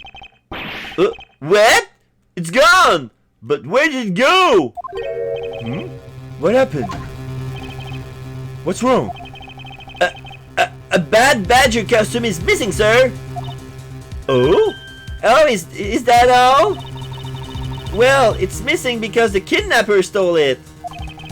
I heard about how they were stolen, but they said that only 3 of the costume has been taken.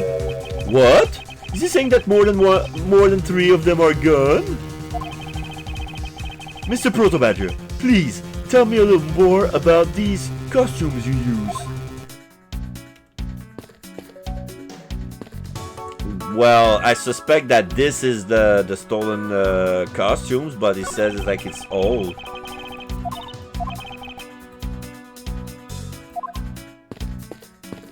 I'm gonna talk to the Proto Badger. What did you mean by a bad badger costume is missing? Why, just what I said, sir. We are 1 bad badger short.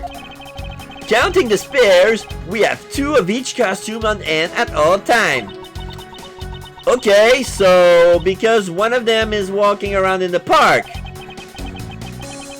The other should be in that room. Ah, actually both of them should be in that room. Huh? What do you mean? Normally we don't use the Bad Badger costumes. In fact, we only use them during a certain event at a set time each day. Yeah. Because they use, like, this is the gimmick between the rally.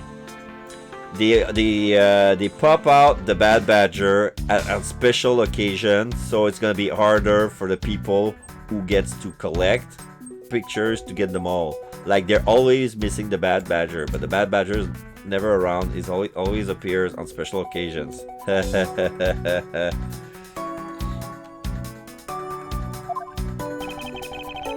Yeah, now we see a picture of the 4 Badger together. We see the Bad Badger with a gun, with something on his hand, like they're staging something, like he's the evil guy. And then we see the Blue Badgers pointing his fist at him, like, "You won't get away with this, Bad Badger!" And then there's a Proto Badger next to him, and the Pink Badger behind that goes, "Eek! What am I gonna do?" And like they're teaming up, like it's a stage event, like it's a special event, and all 4 of them are like together. It's the stage show where the Bad Badger wreaks havoc around the park, and then the other Badgers must work together to apprehend him, sir. I'm speechless that such a show exists. Yeah, you think it's so funny when she ups and downs? Yeah. Well, sir, I was just trying to explain to you the only time we use that costume. Then doesn't that make it near impossible to take a picture of the Bad Badger? Personally, I can't believe that it's this close to showtime and there's no costume. Oh dear, what am I to do, sir? All this basically means is that the kidnappers stole 4 costumes in total. Then, are you saying that there are 4 kidnappers? No, I don't think that's very likely. Oh? Recall the costumes for a minute. The stolen ones, you mean? What proves that the 4 kidnappers do not exist?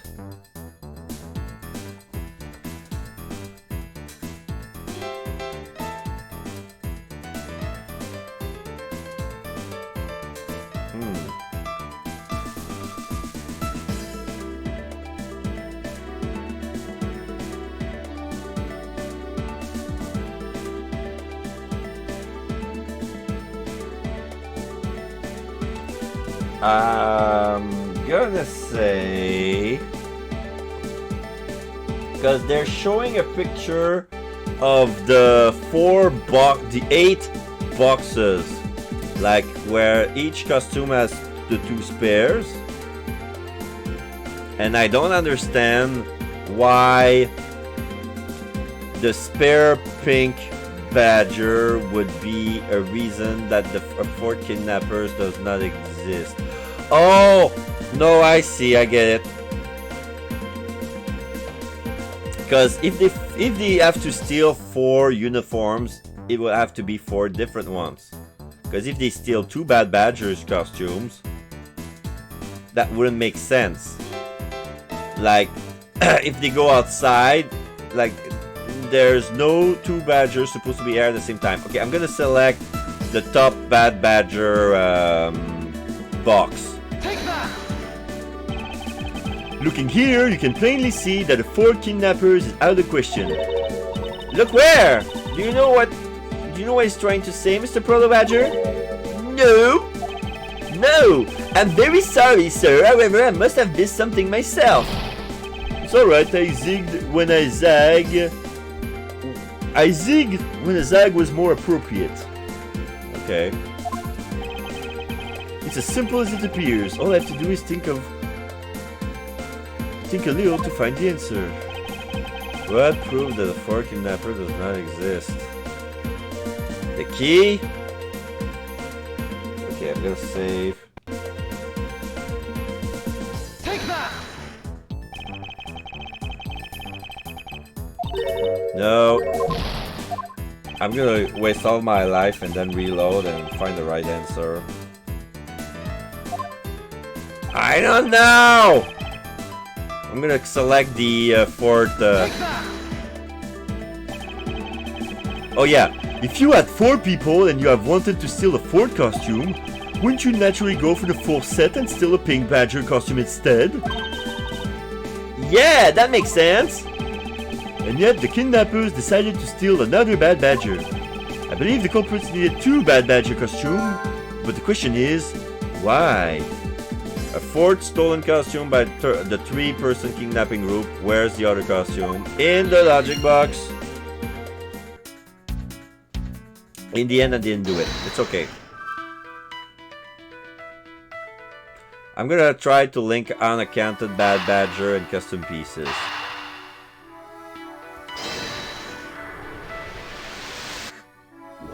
Oh, they fit! The second bad badger costume, I believe it may be closer at hand than we think. What do you mean? Okay, that was my presumption too. That costume in the trash, wouldn't you say that it's wearing some very telltale pants? Hey, you're right! Let's get it out of here and take a look. Now they take the suit off. Okay. It's a bad badger costume and the right arm, the right hand, has a tear in it. So that's why they had to throw this costume away. As I suspected, it's a bad badger costume. Well, minus the head. I won't rest until I inspected every suspicious looking nook and cranny. Okay, I'm gonna examine the hand. Look! His hand is hurt! It looks more like something was ripped off of it. Oh!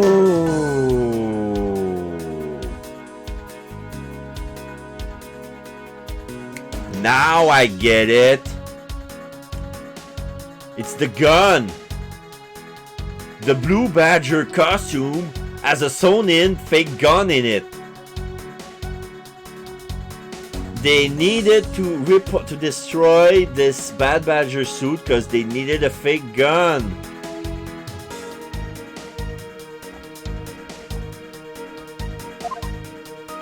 Okay, I'm gonna deduce that. I'm gonna try with a picture of the... I'm gonna check just to be sure before I present. Yeah, the Bad Badger, a violent criminal with a gun, has a gun in his right hand. But yeah, it's sewn in, so I'm gonna present that. It'd be too easy to figure out who did it if they stole 2 of the same one. It's the thing that's on the top of his hand where he's holding a gun. I believe that we have here an inconsistency. Between what? Look carefully. Our costume is not holding something in its right hand what it should be. Oh, the gun! Precisely. The Bad Badger was designed to always hold a gun in his right hand. However, you there, did you remove the gun from this Bad Badger's right hand? No, I did not, sir! The gun is supposed to be securely attached to the costume! As I thought, The rip itself confirms my hypothesis that the gun was forcibly removed. Mr. Proto Badger, the gun is, of course, not a functioning weapon, correct? Absolutely not, sir. It's just a model gun. However, it can fire blanks. We need to use them for the stage show. It seems that our kidnappers also had a need for the model gun, my dear custom friend. Missing model gun. Missing model gun data jotted down in my organizer. Investigation complete. Healed. I got my whole life back. I think we're about done with this room. So what's next? Well, we found a few answers, but there are still a few things left that we have to ask a certain person about. Let's go, Kay. Now we move out. We're outside. March 13, 3:34 p.m. Wild Wild West area. Well, okay, so if it can fire blank stun, that means it will be pretty easy to put bullets in it. Yeah. Mr. Edgeworth, sir! Gumshoe comes in, and all the officers salutes him. You gotta hurry, sir, come on! What is it, detective? They found a blue badger costume down in front of the main gate, sir! What? Isn't that what one of the kidnappers was wearing? Bingo! That's why you gotta come to the main gate with me right now!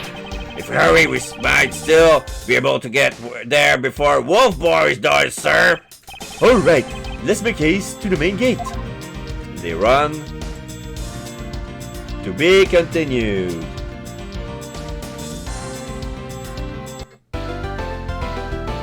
Do you want to save? Of course I want to save. I'm not a bit tired at all. I'm going to check something just before. Okay.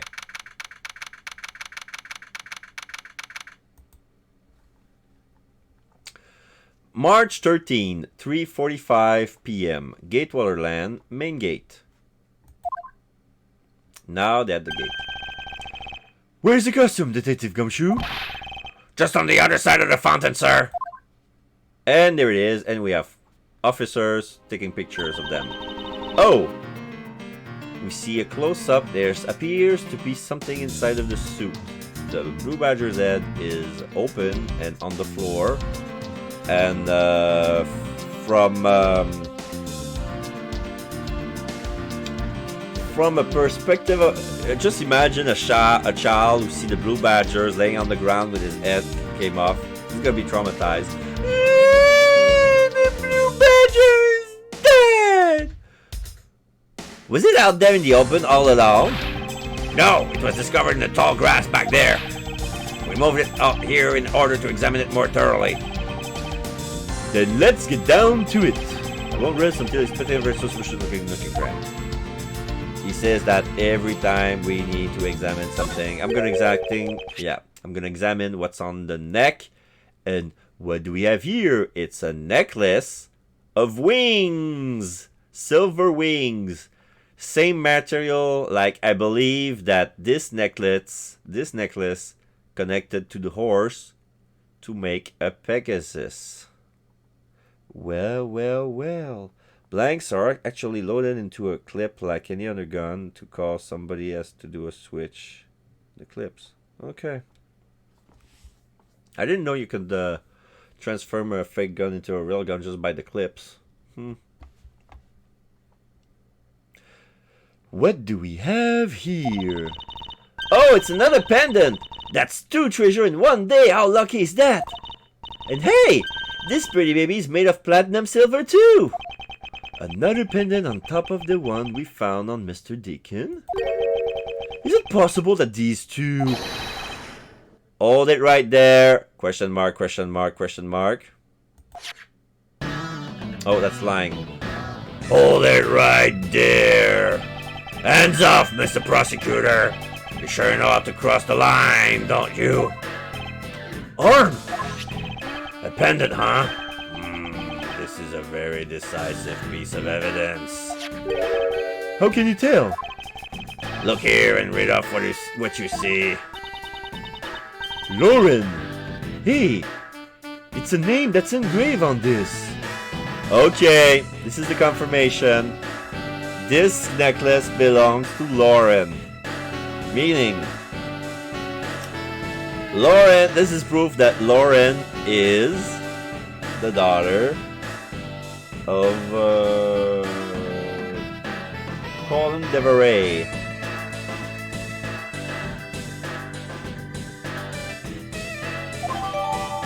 Miss Pop's pendant data jotted down in my organizer.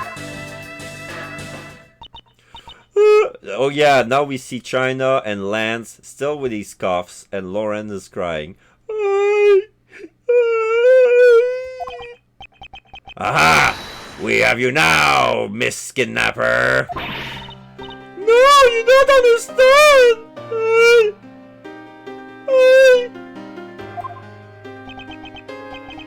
Lolly, I can't believe you were one of my kidnappers. Lance! Dot dot dot. You're kidding! Miss Pops was one of the kidnappers? Yes. It was me. I had Lance hostage. So Miss Pops is one of the kidnappers. But even knowing that, I can't call this case solved or over. Hey, guys! Case closed! Get the car ready, and I mean the special one for this young lady. Again, Mr. Prosecutor.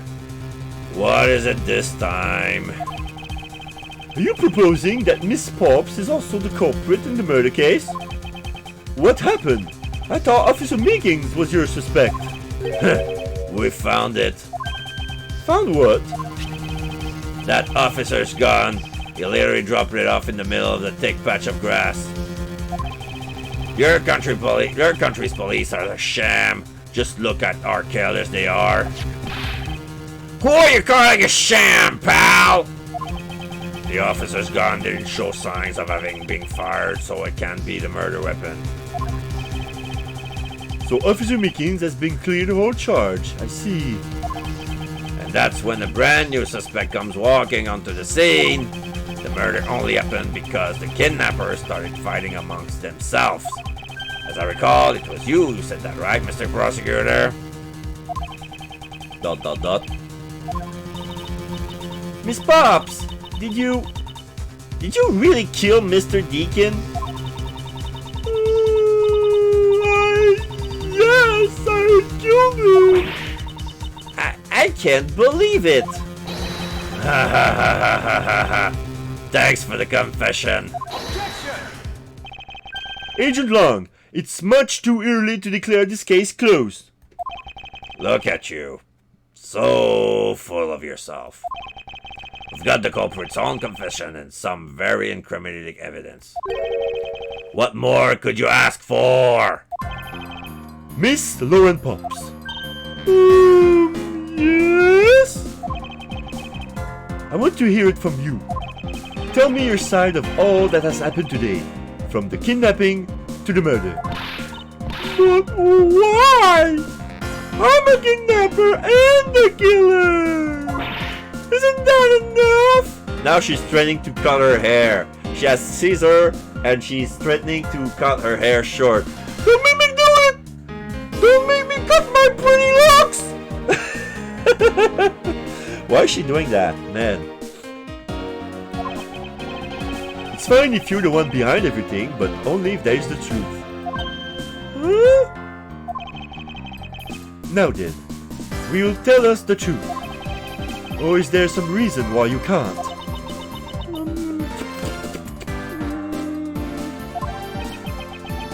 Lang is doing dot dot dot. I've had a change of heart. I think I enjoy seeing you sulk away at the losing mutt. Alright, you heard me. Let's hear all about the evil deeds you're committed today. Argument! Testimony! Miss Pop's confession. The one who came up with the kidnapping plan was the butler, Mr. Deacon. We knew that we could get rich by holding Lance hostage. Mr. Romano would pay anything to get his son back after all. Everything was going according to the plan. But as soon as we got the money, Mr. Deacon turned on me and tried to kill me. There! Are you satisfied? She just confessed to her crime a second time. At least you have the guts to admit what you've done. I can at least respect that much. Miss Pops, is that what you said? Is what you said really the truth? Yes, it is. If that is the truth, it certainly isn't the whole truth. Yeah, I think you're taking the same thing as me, are you, Alex? Because there is something that seems a bit too improbable in her confession. Rebuttal. Miss Pop's confession. The only one who came up with the kidnapping plan was the butler, Mr. Deacon. Hold it! How well did you know the victim? I spoke with him only a few times at Lance's house. A few times? That's it? Yeah. If they only met a few times, I don't see how they could have trusted each other. But if you hardly ever talk, then how could he trust you not to steal his plan? That's completely irrelevant. He was planning to betray her from the very beginning, which is why he chose someone he wasn't suspiciously close to. Isn't that right, China? Yes, however, Mr. Deacon made a very poor choice. In the end, he was killed by the one and he intended to betray himself. Ha! I bet you didn't see that one coming.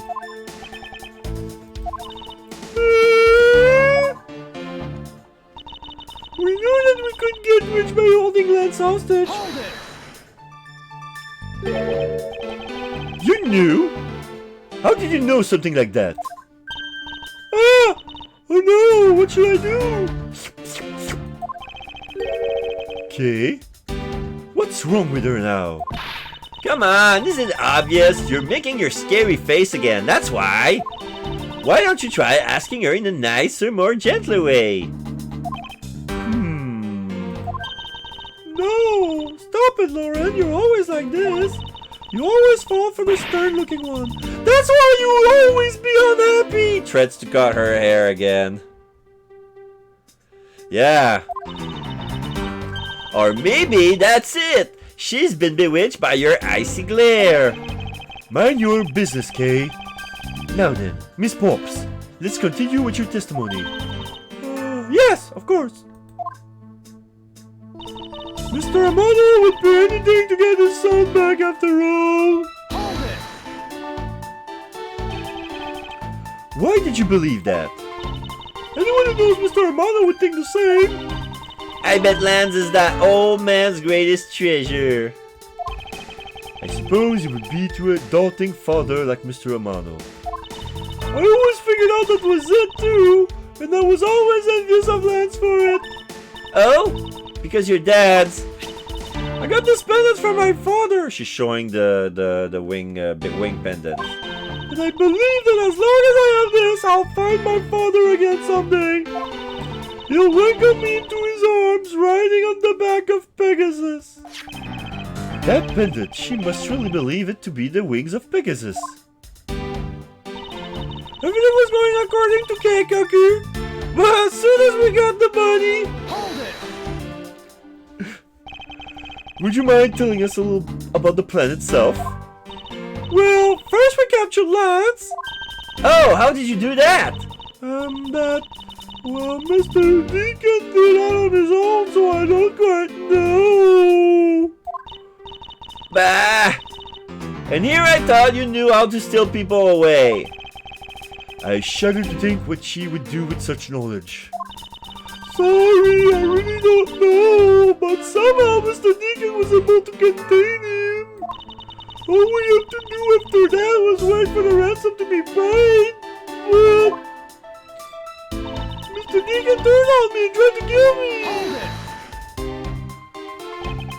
Why do you think he did? I have no idea! Maybe he had planned on doing so from the very beginning! Miss Pops! Wait, Mr. Deacon planned to kill Miss Pops from the very beginning? Is that ever really likely to happen? What should I do? Should I raise an objection? I'm sorry. I just did. I raised an objection. I can't wait to see what her reaction is going to be when you throw the big bombshell at the end. Yeah, I can't wait either. I'm sorry, but I don't think what you just claimed is at all that likely. I don't think Mr. Deacon would have been capable of killing you. But why? We were total stranger! I'm trying to cut my hair again! It's not uncommon for people to kill each other over... Hold it! Miss Pops, or you really are clueless, aren't you? What do you mean? You never knew what your role in the kidnapping was, nor do you know who you really are. But I do, and I can show you with this piece of evidence. This proves that Mr. Deacon wouldn't have been able to bring himself to kill Miss Pops. And here comes the bombshell. I'm saving it now. Presenting Mr. Deacon's pendant, shaped like a horse, called Endeavory. Why are you showing this to me? So what about the pendant? This horse pendant, along with this piece of evidence, show who you really are. We'll show the wings. Miss Pop's pendant, Lauren D. So her real name is Lauren Deveray. These two pendants resemble each other, wouldn't you agree? Hey, you're right. They're the same color and they're even made of the same material. I believe that these two pendants are actually one. Shall we give it a try? Now we clip them together and it's a Pegasus. Wow, it's totally Pegasus. But why? Why does my pendant match up with Mr. Deacon's? You're a smart lady. I'm sure you can imagine what might that be. No, that can't be. I'm trying to cut my hair again. I'm gonna say haircut every time she does the action. I'm gonna say haircut. That can't be. So the two make a set, huh? Just another trinket. It's not as though this changed anything. You lack an imagination, Agent Lang. Very well. I'll show you with this evidence. This is the piece of evidence that gives meaning to the Pegasus pendant. Not the love letter. The Colin Deveray dossier. I think so. I'm gonna try that. Save again, and boom. Oliver Deacon was just an alias for this man. His real name was Colin Deveray, the name that is etched on the horse pendant. What? An alias? I suppose he had to hide the fact that he was a felon somehow in order to live. And it makes sense given what is written in Mr. Deveray's dossier. But what I really wanted to point out was this. The specific section is what reveals the true meanings behind those pendants. Soul daughter. I think I'm gonna say that. Soul daughter.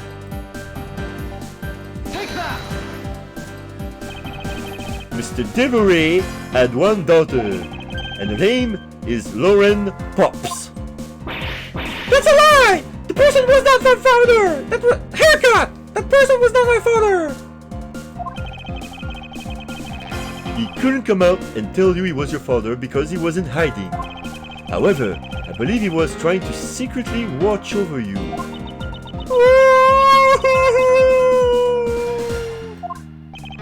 Do you still believe that a man like that could kill the daughter he was separated from? Or even that such a man would allow his daughter to get involved in a kidnapping plot? Ha ha ha ha. And what is so funny, Agent Long? You're good at making things up in your head and deciding it's the truth, aren't you? What are you trying to say? Your thinking is much too innocent. After all, I've thought of another possibility. Is that so? Well, let's hear it. Argument. Another possibility. I'll grant you that the two of them are father and daughter. But isn't it possible that they both knew that fact? It was no coincidence that the reunited pair became involved in the house of Amano. And the two of them made good use of their meetings to plan this little kidnapping. Wouldn't you say my scenario is perfectly probable as well? So this is his version of how things might have been. You don't have any proof that either one didn't know of their true relationship, right? You mean they knowingly committed the kidnapping as father and daughter? That's right. As one really rotten family. Is that really what happened? I'd better take a long, hard look at the evidence. Rebuttal. I'll grant you that the two of them are as father and daughter. Precisely. And what father would ever willingly kill his own daughter? I've seen a lot of things in my travels, and I can tell you that being related by blood is sometimes proof of nothing. Is it possible they both knew that fact? You think they knew? Yeah, I don't think only the victim knew. I think the girl realized it as well. They both knew who the other person was, but they had to pretend that he didn't. Because he was on the lam? You got it. The victim couldn't exactly go around flaunting who he was. Furthermore, it was no coincidence that the reunited pair became involved in the house of Amano. One as the butler and one as the friend of the son, you mean? They probably thought that was their best shot. Is that what you honestly believe? Of course. And then the two of them made the good use of their meetings to plan this little kidnapping. You mean how they plotted to commit this crime as blood relatives? Can you think of a better partner? They're certainly a clever pair. The butler and the girlfriend. No one would ever suspect that they were, in fact, family. Yep. From the very beginning, they painstakingly practiced those roles well. Wouldn't you say my scenario is perfectly probable as well? I believe you're being a bit too overconfident for someone with no evidence. Am I? Because I don't see you presenting any evidence to the contrary. Without evidence to counter him, we're stuck at a draw. Agent Long isn't wrong. His scenario is certainly a probable one. You'd better hurry up and do something or Lauren's gonna wind up looking really bad. I know, but first things first. Is Agent Long's line of logic factually correct? Did the two of them really knowingly commit the crime as father and daughter? Okay, now I'm gonna check. I'm gonna present, not here, but I'm just gonna check through the evidence to check any signs of them not being able to know that they were father and daughter.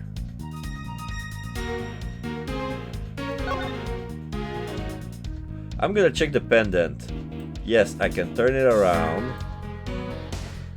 I'm gonna zoom in. Yeah, it says Colin Devery on the back. No doubt about it. The name Colin Devery is engraved here. I really admire people who carve their own name into a pendant. Oh? And why would that be? You have no imagination, Mr. Edgeworth. Did you ever think that maybe people want to have their loved ones always nearby? It's not as if I have a wedding band. and I have no interest in accessorizing. I suppose. Anyway, you know what? More than wearing flashy accessories, I'd rather be engraving my name into every treasure I can and find around the world. A sign of affection is one thing, but blatant vandalizing is just a bit different. Is there something else? No, it's like... The examine area goes from the head of the horse through the name and stop where his tail is. And I don't know why the head needs to be examined. I'm gonna check it. Oh, that's the whole area for the name? Even if there's nothing on the horse? Okay, I'm gonna fast forward, I'm gonna turn, examine. It's the victim's pendant, which is shaped like a horse. It's got a real dignified look on his face. That makes it worth all the more. Oh no, Mr. Edgeworth! What? Did you find an important piece of evidence? This is made of platinum silver. That makes this thing super valuable. I've seen this type of jewelry in a lot of stores before, so I know it when I see it. Okay, if you ever laid so much as a finger on those pieces of jewelry. What? Me? I never do something like that. Is it possible she has never wanted to steal from a jewelry store before? Okay, I'm gonna check other pieces of evidence. Blue Badger Mobile, no. No. Love letter, no. Broken prop sword. I'm gonna check button for details. No, it's only a picture of the broken sword. I cannot interact with it. The missing model gun was ripped from the bad battery costume, capable of firing blanks. Miss Pop's pendant. Okay. It's a pendant in the shape of a pair of wings. It has a rather nice aesthetic to it.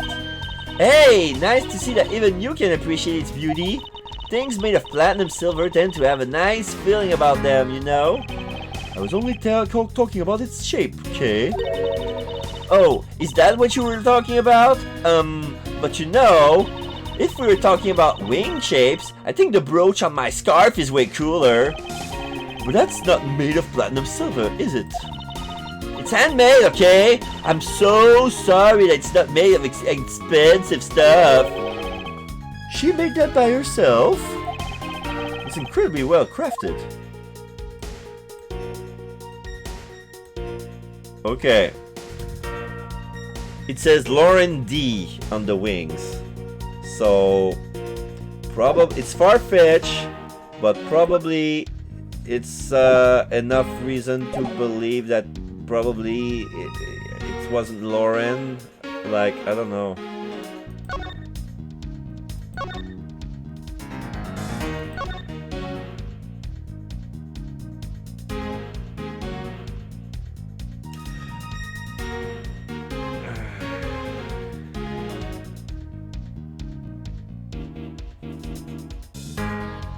Where do I use that?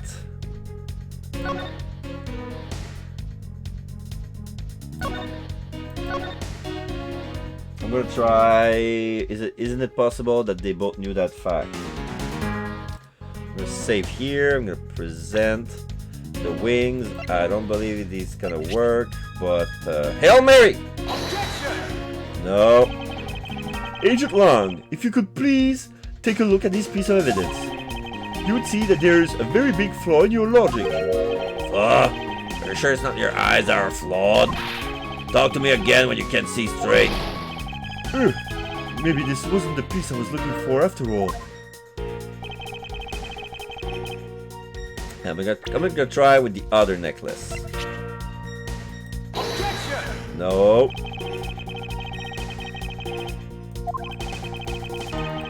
Same stuff. Oh!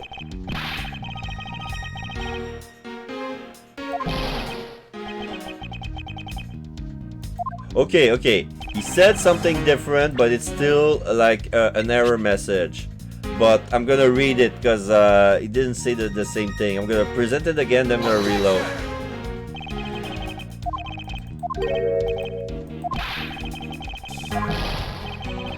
Oh, wait, what?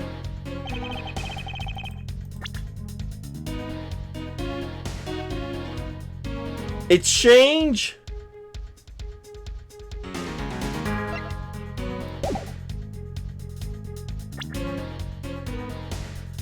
Wait.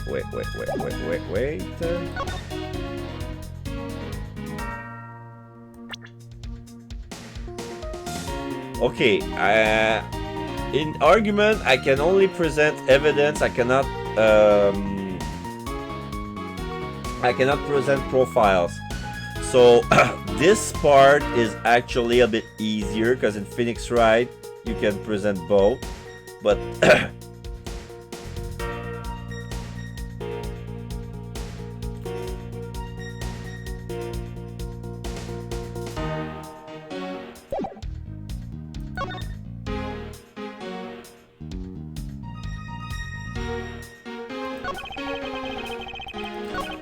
I'm gonna press on everything again. Maybe it's one of those things we need to double press.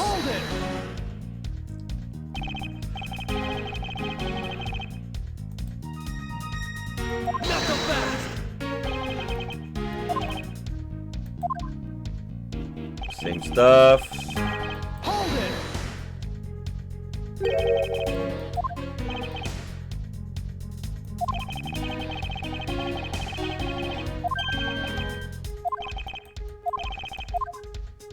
Same stuff. Hold it.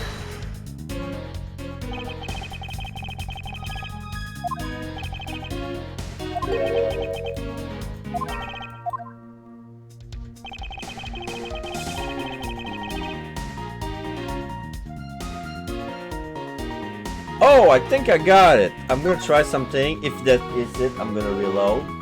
And I'm gonna present, you know what? On no coincidence that the reunited pair became involved in the House of Amano. Like, the thing I found, like, how does she being the friend of Lance makes him closer to... Anyway, I'm gonna try to present the love letter. Objection. No.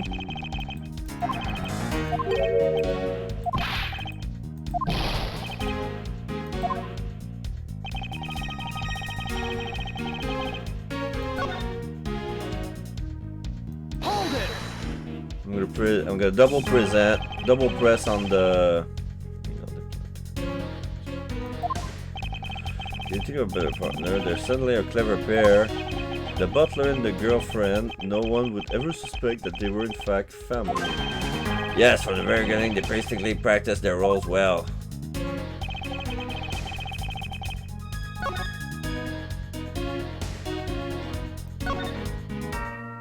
Hold it.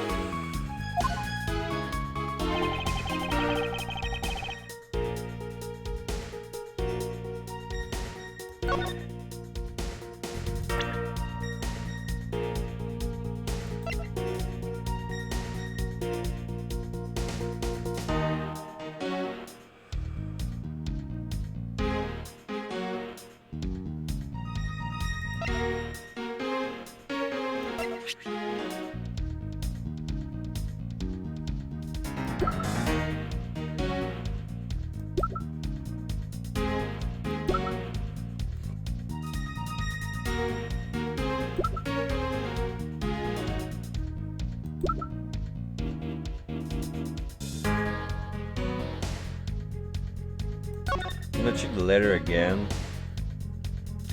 Like the dossier.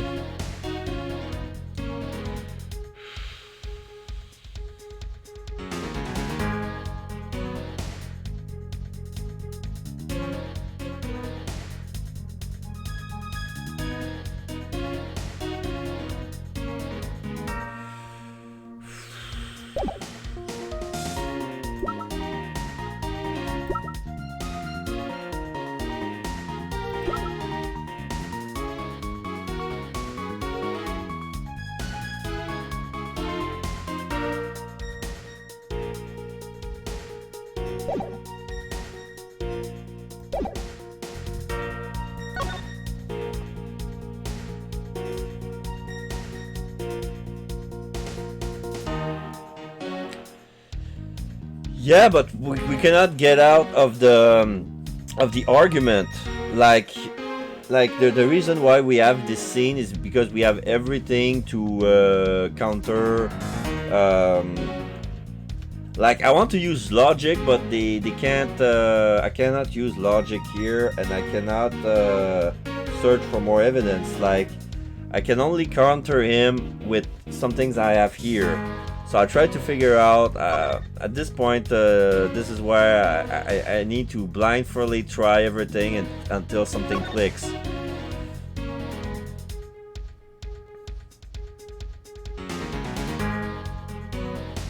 So I'm gonna try to present everything starting from. Okay, here I can access the profiles.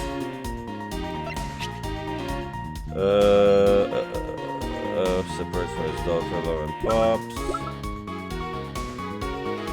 Separated from a real father Deacon. Lance Amado's girlfriend, one of the kidnappers.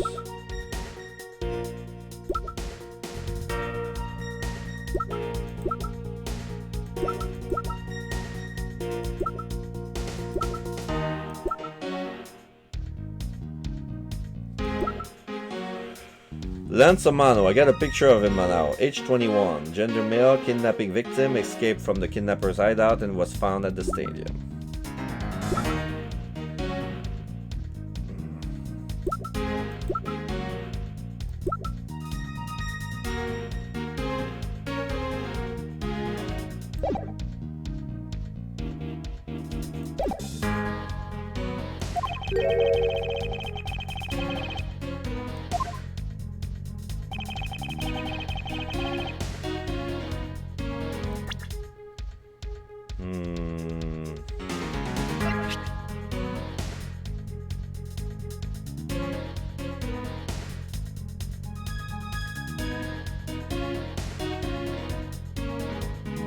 Okay.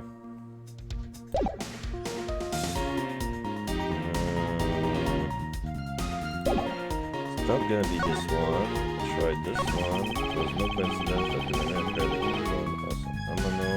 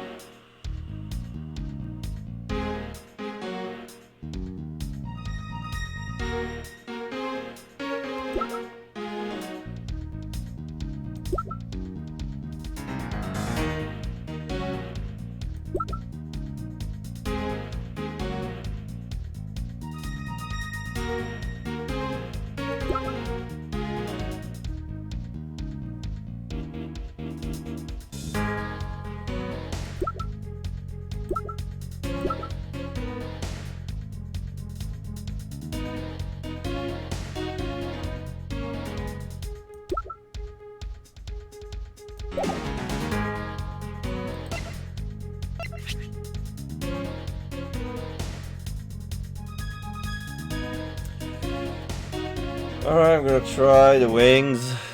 Objection! No.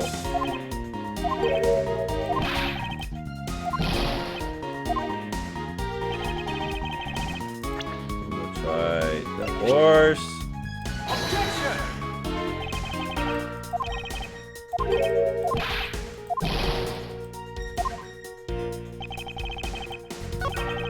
So that made a good use of that making spenders for kidnapping.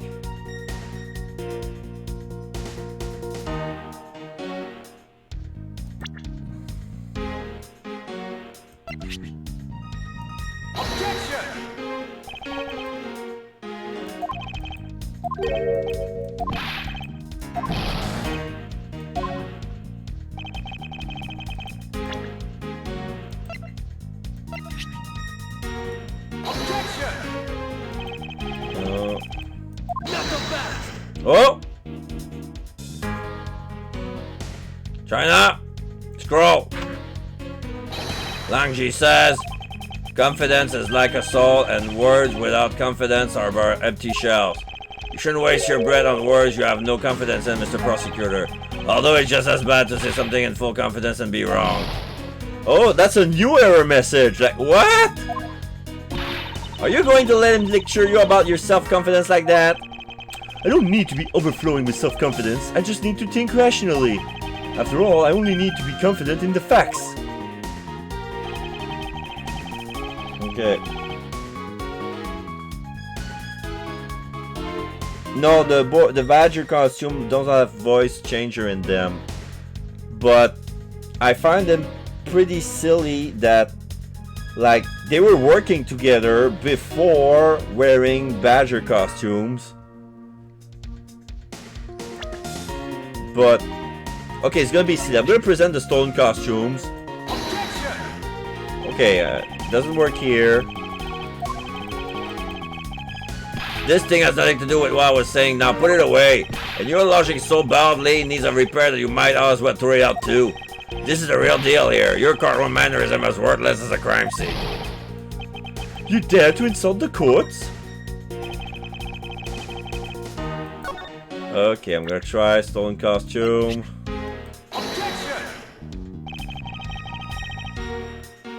Agent Lang, about what this piece of evidence? Yeah, the scroll thingy.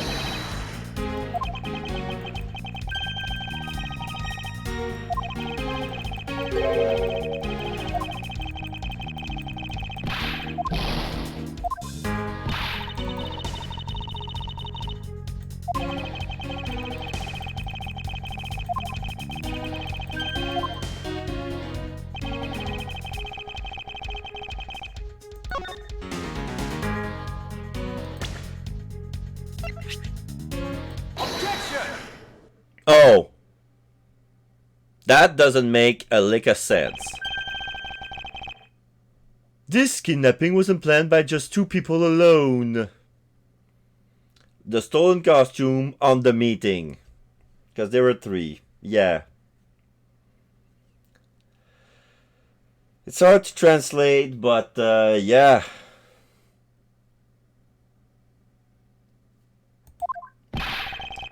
What kind of proof do you have of that? Quite simply, there were three kidnappers. 3?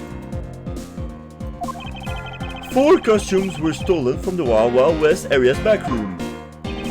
We found one of them in the kidnappers' hideout. But as for the other 3, we can assume they were being worn by 3 different people. We also found a set of 3 cups and 3 folding chairs that we were used in the hideout. It all clearly points to a 3-man group.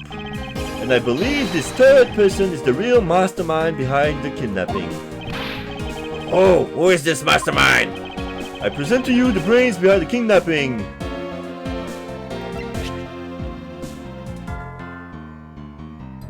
I'm gonna say Lance.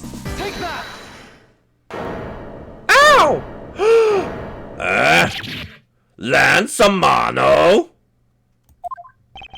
Yes, this abduction was in fact schemed up by Lance himself. Recall what he said when he appeared before us.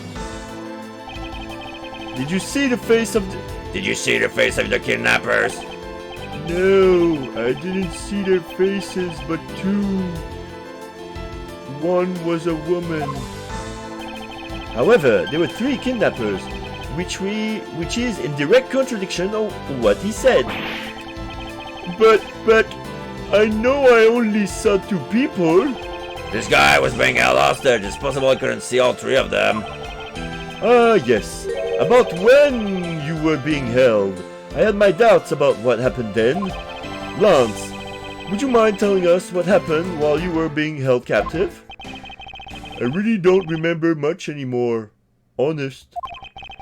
But if I don't tell you at least something, you won't believe me at all, will you? Testimony. So, Alex, did you think that the mastermind was Lance too?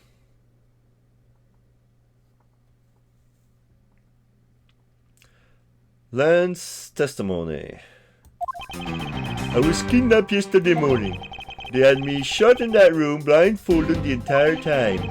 But the kidnappers suddenly disappeared around the time I heard rain falling outside. My hands were cuffed, so it was a stroke of luck that they left me alone. I don't think those. I made my escape and ran away from that room as fast as I could. Okay. Through the underground passageway, I presume. ... Are you okay? Sorry, I didn't want to recall that horrible ordeal, but now you believe me, right? No, not quite yet. How can you not? Why do you look at me with icy daggers in your eyes? Because he's a prosecutor and because they're all like that. I'll have you know, Agent Long, a prosecutor's eyes are for discerning the truth. And should they be interpreted to be cruel at times, then so be it. There is a sticking point in Lon's testimony. Let's see what he offers up when I push a little. Rebuttal. I was kidnapped yesterday morning. Hold it! Can you tell us about when you were abducted in a little more detail? Well, it was a strange morning. It felt like I was right in the middle of a great calm. And where were you when you experienced this calm? Our family garden, of course. What else could it have been? Well, excuse me for asking. This child is more princess than prince. I was out taking a walk to shake off the morning blah. Then out of the blue, someone from behind clamps a hand over my mouth. You didn't see her attack, eh? You must have used some drug to knock me out. Because before I knew it, I was off in La La Land again. When I woke up, it was in the kidnappers' hideout already, all tied up. They had me shut in that room blindfolded the entire time. By that room, you mean the room in the kidnappers' hideout, correct? Yes, but I was blindfolded the whole time, so I didn't know that until I made my escape. Then you were in the same room as your kidnappers? They spoke in hushed tones, but I could catch a bit of the conversation. It was definitely two people, and one of them was definitely a woman. I was so scared. I couldn't tell they were nearby, so I didn't dare a move. I didn't dare make a move. But the kidnappers suddenly disappeared on the time I heard rain falling outside. The kidnappers disappeared. The room fell into a sudden silence. I had been left behind like an unwanted mutt. And what do you mean by unwanted mutt? What a pointless question. It's not like he's going to tell you anything new, you know. It's a poetic simile. You should learn how to use them too. You may look refined on the outside, but it's no good if you're not refined on the inside as well.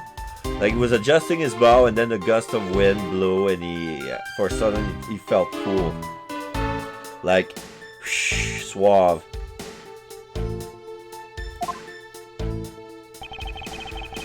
My hands were cuffed, but... Sorry. It was a stroke of luck when they left me alone. Then those cuffs on your wrist, I suppose you're still cuffed in that case? I am well aware of all I am chained to reality. I couldn't find the key, so I'm afraid I'm stuck like this. Even though I escaped from the jail cell, I will forever be a prisoner. I made my escape and ran away from that room as far as I could. Now he's hiding behind his hands. He's hiding his face behind his hands, and he peeks once in a while between his fingers to see what's happening outside. I was wondering because it wouldn't make sense for them to have 3 cups and 3 folded chairs and let's only testify for 2, which was why I'm trying to be. Yeah. I believe that, okay, he was cuffed, but not cuffed, like, because I've seen scenarios like this, like people on the inside are being pretend to be kidnapped, Like I still have that Dahlia Hawthorne hostage fresh on my mind. That's why I said, okay, because like she faked her kidnapping, a hostage situation, and it turns out that one who got murdered. Like this is why I first thought that this guy was Lance. Like the three cuffs, like this, the hostage was able to roam free. And yeah, they borrowed 3 suits, so he had no reason like to be lost in the underground passage. Which, by the way, was pretty much straightforward. I'm gonna press that.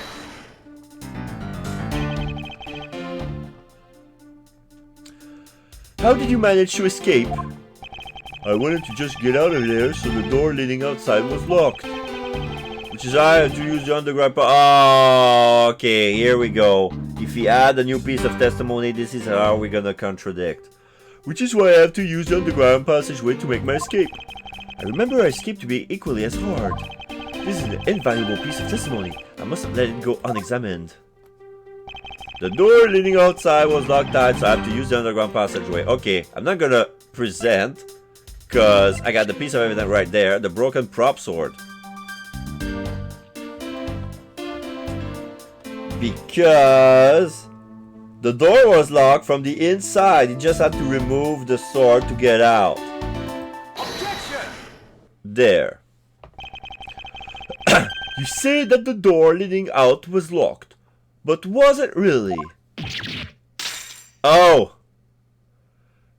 He got hit on his face by his own handcuff, and the handcuffs are so loose, he could remove his hands easily from him. So, he got knocked off by his own handcuff, his handcuffs got removed from his wrist, and before the handcuffs fell down, he tried to grab them and put his hand back in again. We're talking about that room behind the saloon front, right? Look, I heard that it took quite a few men to get that thing open, right, China? Yes, that's correct. Then, take a look at this! What is that? A sword? It's not an especially reliable one if it's broken like that. Allow me to start from the end. My conclusion is that the door was never locked. It was simply held shut by the sword, which was used to jam the handle. Exclamation mark from Lance. Lance, even though your hands were cuffed together, you could still use them. If that's the case, then why didn't you just simply remove the sword and escape? Why didn't I? I was disoriented.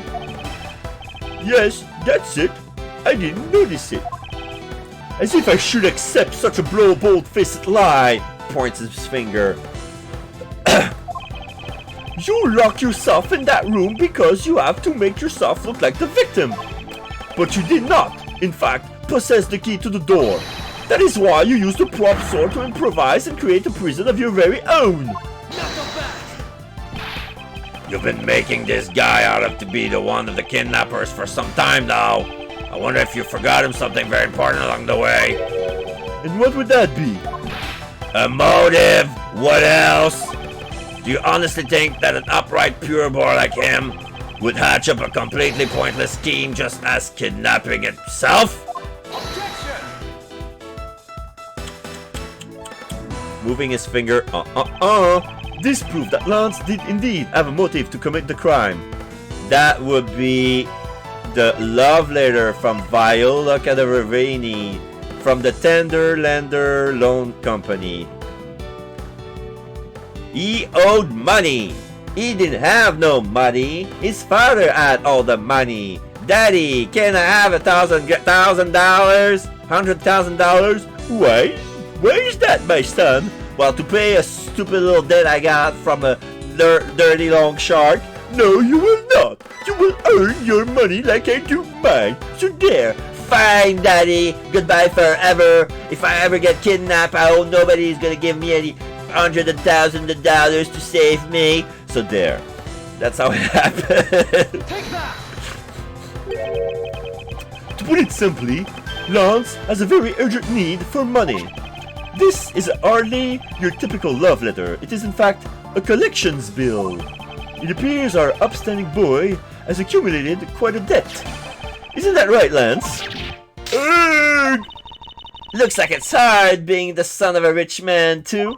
It must be rough when you have to resort to stealing from your old man. Huh. Alright, I give up. I adopted myself. Lance! Wind in the face. It's over, Lolly. In this life, we really are bound to our fates after all. All I wanted was to go with you to a new town, somewhere where no one would know us. I wanted us to be well off with that $1 million. Okay, I was not too far off. I said 100,000, so it was a complete meal. But now, that dream is over. Oh, Lance! Bask in the music. Yes! Then, you are giving yourself up? Yes. I had planned to run away from this world with my lolly. Her nickname is Lolly. Lauren Pops. Lollipops. Cute! Lolly Deveray. Oliver helped us with the plan, but then he had to go and stab us in the back. He turned on you. Maybe he didn't want to split the ransom money. That's my guess. It happened almost right after you made the drop-off. When we were alone, he attacked me all of a sudden. Now we see a scene of him and Oliver Deacon struggling. Oliver has the gun in his hand, and Lance is trying to prevent him from shooting or force him to shoot outside.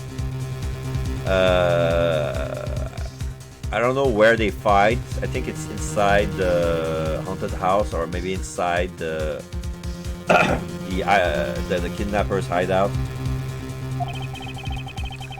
After a brief struggle, I was able to contain him and keep him under control. We left him inside that room as Lolly and I made our escape. We wore different costumes and split up. So Lance was wearing the Proto Man costume, and Lauren was wearing the Blue Badger costume. Lolly left first in the Blue Badger costume. That would mean the person Officer Meekins saw was Miss Pops. But right then, the old man just had to wake up. I was careless, and then he tackled me pretty hard from behind. Then Oliver put on a Bad Badger costume, took the suitcase with the $1 million and ran. I contacted Lolly right away and warned her that he had a gun. They had no idea that they were related, so I thought that it could be only end badly. I still don't believe it, Haircut! That person was not my father! Because if he was, I just killed my old father! Exclamation mark. Lolly! Then it really was you? Testimony. Chain of events. Haircut. That man was not my father! I mean, because at the stadium, there was a Bad Badger pulling the suitcase with the $1 million in it. But that Badger pointed his gun at me and meant to shoot me dead. That's why I used the gun I got from Lance. There was a gunshot, the other person crumpled to the ground, and I ran scared for my life. I think the big picture is finally coming into focus, don't you? Lolly, forgive me. I didn't think it would turn into something so frightening. If only I could have protected you. So, Miss Pops, she shot her own dad without even knowing who he really was? If what she says is true. Are you saying she's lying? But why would she lie about something like that? What purpose would it serve? You would be surprised how often people lie without even realizing it themselves, okay? Huh? What's that supposed to mean? What I mean is, listen very carefully to her confession once more and you'll see. Rebuttal. That man was not my father. I mean, because at the stadium. Hold it! Please calm down and let's slowly talk through this. But All you have to do is simply tell us what happened at the stadium. Leave it to us to search out the truth. Can you do that for me? Alright. So at the stadium, there was a bad badger pulling the suitcase with a $1 billion in it. Hold it! That was the ransom money, wasn't it? Yes, that's how I was able to identify Mr. Deakins almost immediately. It was all thanks to what Lance told me. And what did he tell you? Well, he called me on my cell phone and told me that Mr. Deakin had betrayed us and run off with the ransom money, and about how he had a gun. And that badger pointed his gun at me and meant to shoot me dead. Hold it! Were you able to clearly see the gun? Yes, I got a very good look at it while I was pointing at me. Oh, I get it. I get it. Oh, Father, why would you try to shoot me? Do you really think a father would shoot his own daughter, Mr. Edgeworth? I don't know. I don't want to believe it myself. But it's true, my father's left arm was raised with a gun in it. Gotcha. That confirms my suspicions. Because when you're wearing the Bad Badger gun, you cannot hold a gun. Because it already has a gun. And it shoots blanks. And we see in the organizer, in the dossier, that Deacon is right-handed. So he cannot shoot from the left. It would look like he was holding two guns. He had a gun. It was attached to his suit. But that was not a real gun. It was shooting blanks.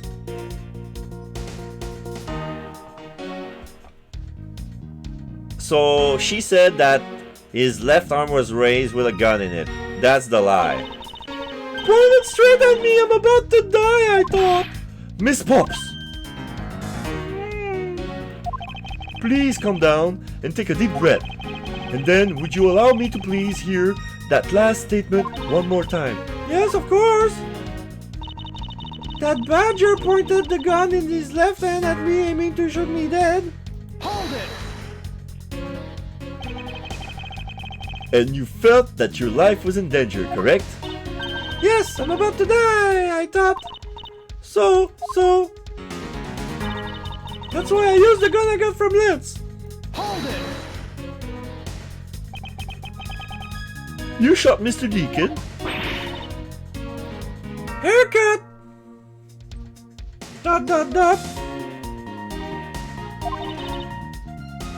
Miss Pops. Yes, I shot him. Exclamation mark from Edgeworth. And that, as they say, is that. Agent Lang, Miss Pops is far from done. She hasn't even finished her testimony yet. You're going to continue questioning her? What a waste of time. Miss Pops, if you please. Alright. There was a gunshot, the other person crumpled to the ground, and I ran, scared for my life. Hold it! Did you take off immediately following the gunshot? Yes, And you didn't attempt to approach the victim at all after he was shot? I was scared. I don't blame you. I would have done the exact same thing.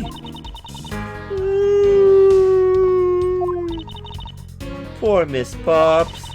What will become of her, Mr. Edgeworth? She seems to be telling the truth regarding what happened at the stadium. However, I don't believe it to be absolutely correct. Listen very carefully to the confession once more and you'll see. Okay, okay. Stadium, there was Bad Badger, 1 million for the government, me with his left hand. Should be there and represent the fake gun, the missing model gun. Is that it? No.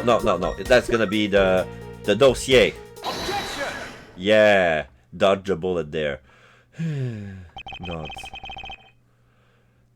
I have here a dossier on your father. And according to this, your father was right-handed. Oh, then The person pointing a gun at you from the top of the stage was not Mr. Deacon. Hold on there, Mr. Prosecutor. I think you need to take a refresher course. The Bad Badger has a model gun attached to his right hand, which is why the only hand he could have held the real gun was his left. Is it possible that he went down like that? Agent Lang, were you paying attention to what Miss Pops was saying? Then again, I suppose I can't expect someone who has never set foot in court to catch it. Enough with the smugness. Out with it already. Miss Pops told us earlier There was a Bad Badger putting the suitcase with the $1 million in it. yeah, his left hand was busy pulling the suitcase. Eh? according to you, the Bad Badger has the gun in his left hand, which means that he was pulling the suitcase with his right hand. Is that correct, Miss Pops? Yes, exactly. And I'm sure it was the Bad Badger. It has one of those huge sunglasses on his face. Haircut. But if that's the case, even I can see there's a huge contradiction. Yes, Miss Pops claims to have seen the Bad Badger, and yet the Bad Badger has both his hands full. These two pieces of information contradict each other, so one must be wrong. It wasn't the Bad Badger. Both hands were not occupied. Both are correct. Both hands were occupied, and it was the Bad Badger. Both are correct. They are both correct. Impossible! That just leaves us with an irresolvable contradiction. Miss Pop's entire statement rests on the fact that she saw his sunglasses and beard. But what if that Bad Badger wasn't wearing pants on his lower half? This proved that there was a way for the Bad Badger to freely use both of his hands. The missing model gun. We'll try that. Take that! Get your hand on straight, Mr. Prosecutor. That doesn't show me diddly squat. I knew it. When I saw it, just a mirage haircut. Wait, I can explain! Oh, that wasn't it. Miss Pop says the Bad Badger had a gun in his left hand and the suitcase in his right. But the Bad Badger costume has a model gun attached to his right hand, which is what created this contradiction about which hand did what. Miss Pop's entire statement rests on the fact that she saw the sunglasses and beard, where the Bad Badger wasn't wearing pants on his lower half. Okay.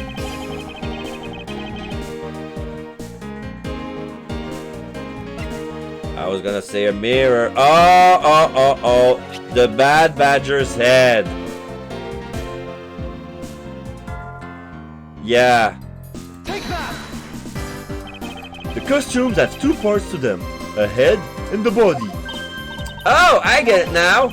The head Miss Pop saw was probably really the head of the Bad Badger. However, it is not possible that the body was that of an entirely different badger? A different badger? Yes, or to put it more bluntly, I believe it was the lower half of this badger. The body of the Bad Badger Miss Pop saw really belonged to this badger. The blue one or the proto one? Which one? One has a strap and one has nothing, you know, on it.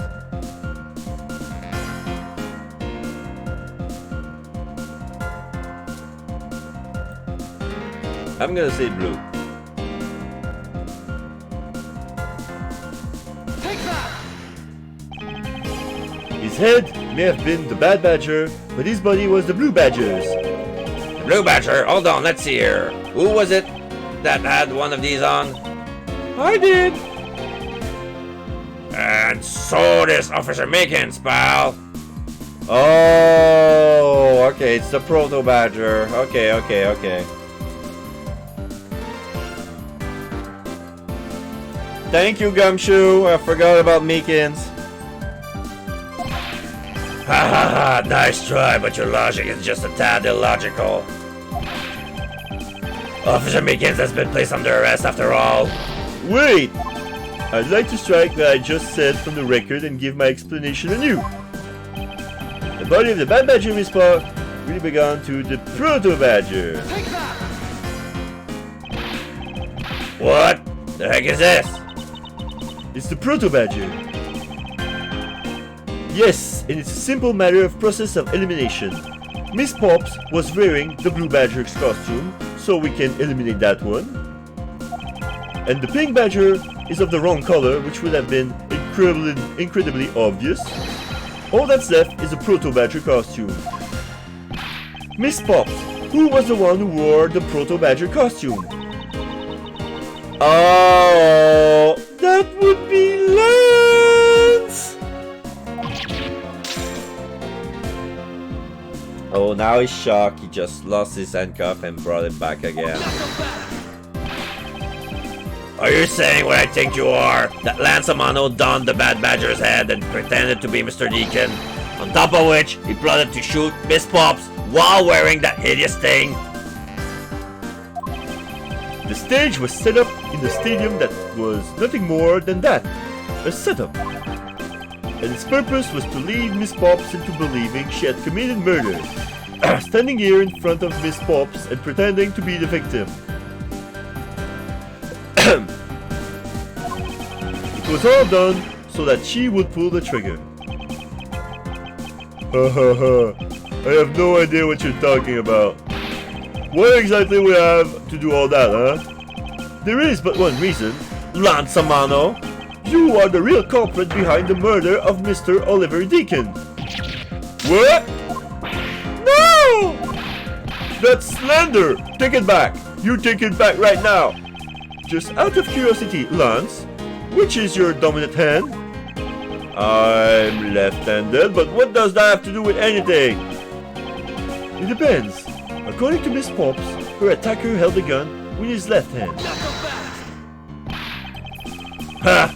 Who is what-handed doesn't prove a thing. And besides, now you're just being absurd. It's not like the Proto Badger is bulletproof. One misfire, and he would find himself dead, right?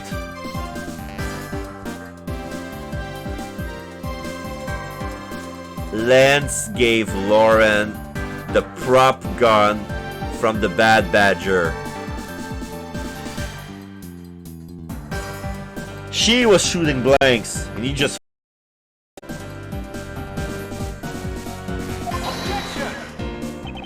Of course, logically, if he had been shot, he probably wouldn't be here with us.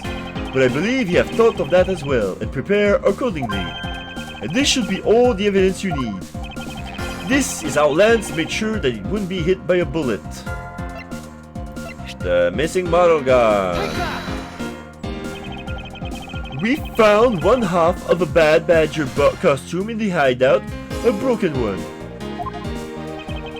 It was not the same one that the victim was wearing, plus it was missing something. And that something is the model gun that the Bad Badger carries, which can fire blanks. What? See, that was I trying to tell you is the killer would have to be left-handed because the bullet on it would ricochet to the right. Eh? Wait. You're right. What I was trying to tell you is the killer would have had to be left-handed because the bullet of it would ricochet to the right if he was left-handed because it's backwards. Other hand.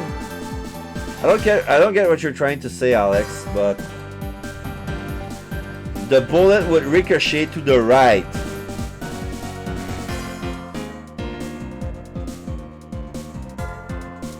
No, the way guns are made, I don't know, if you put a gun, doesn't make any sense.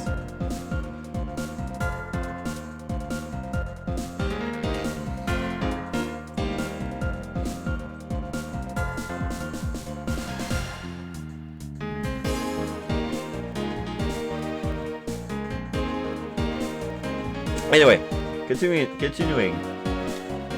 Miss Pops, where is the gun you use now? Threw it away into the sea. That makes it a bit tough to verify what it was.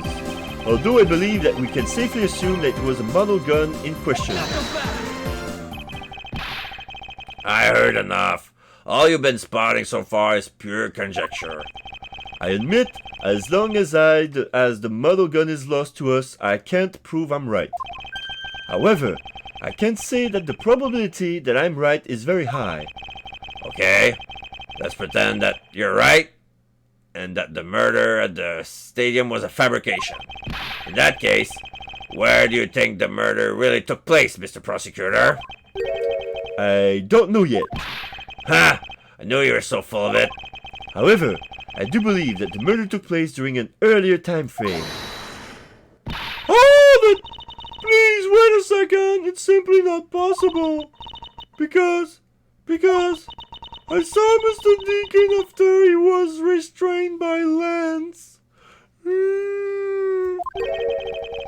She saw the victim in the state of being restrained?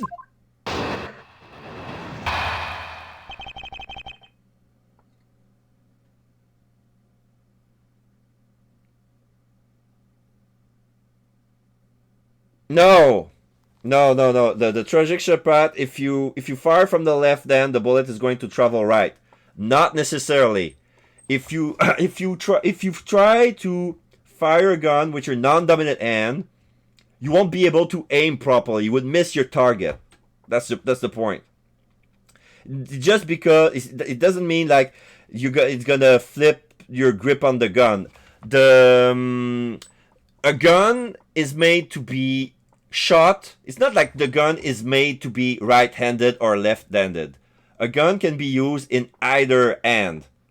Like it's it's not like shaped to be used for a right hand or shaped to be used for a left hand.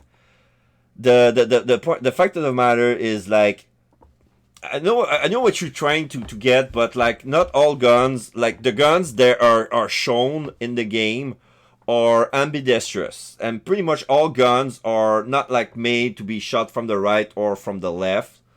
I mean, it's just like if you fire from your non-dominant arm, no matter which arm it is, it's gonna miss its mark. Like you're not gonna be able to shoot anything because you're not accurate enough. You're not familiar enough with your arm. That's how guns work. I know because for a time, when I was a kid, I thought that I was right-handed because everyone was trying to force me to use everything with my right hand. And it turns out that I was left-handed all along. So there's some stuff I can do with my right hand. There's stuff I can do with my left hand. And when I learned that I was left-handed, I tried to do all the stuff with my left hand, but I realized that there's some stuff I cannot even do with my left hand. So I'm not ambidextrous, but my throwing arm is not my left arm. Like I'm left-handed because I right left. I do some of the stuff with my left hand, but when I shoot, like I throw a ball, I throw with my right. I use my mouse with my right. Like there's some stuff like my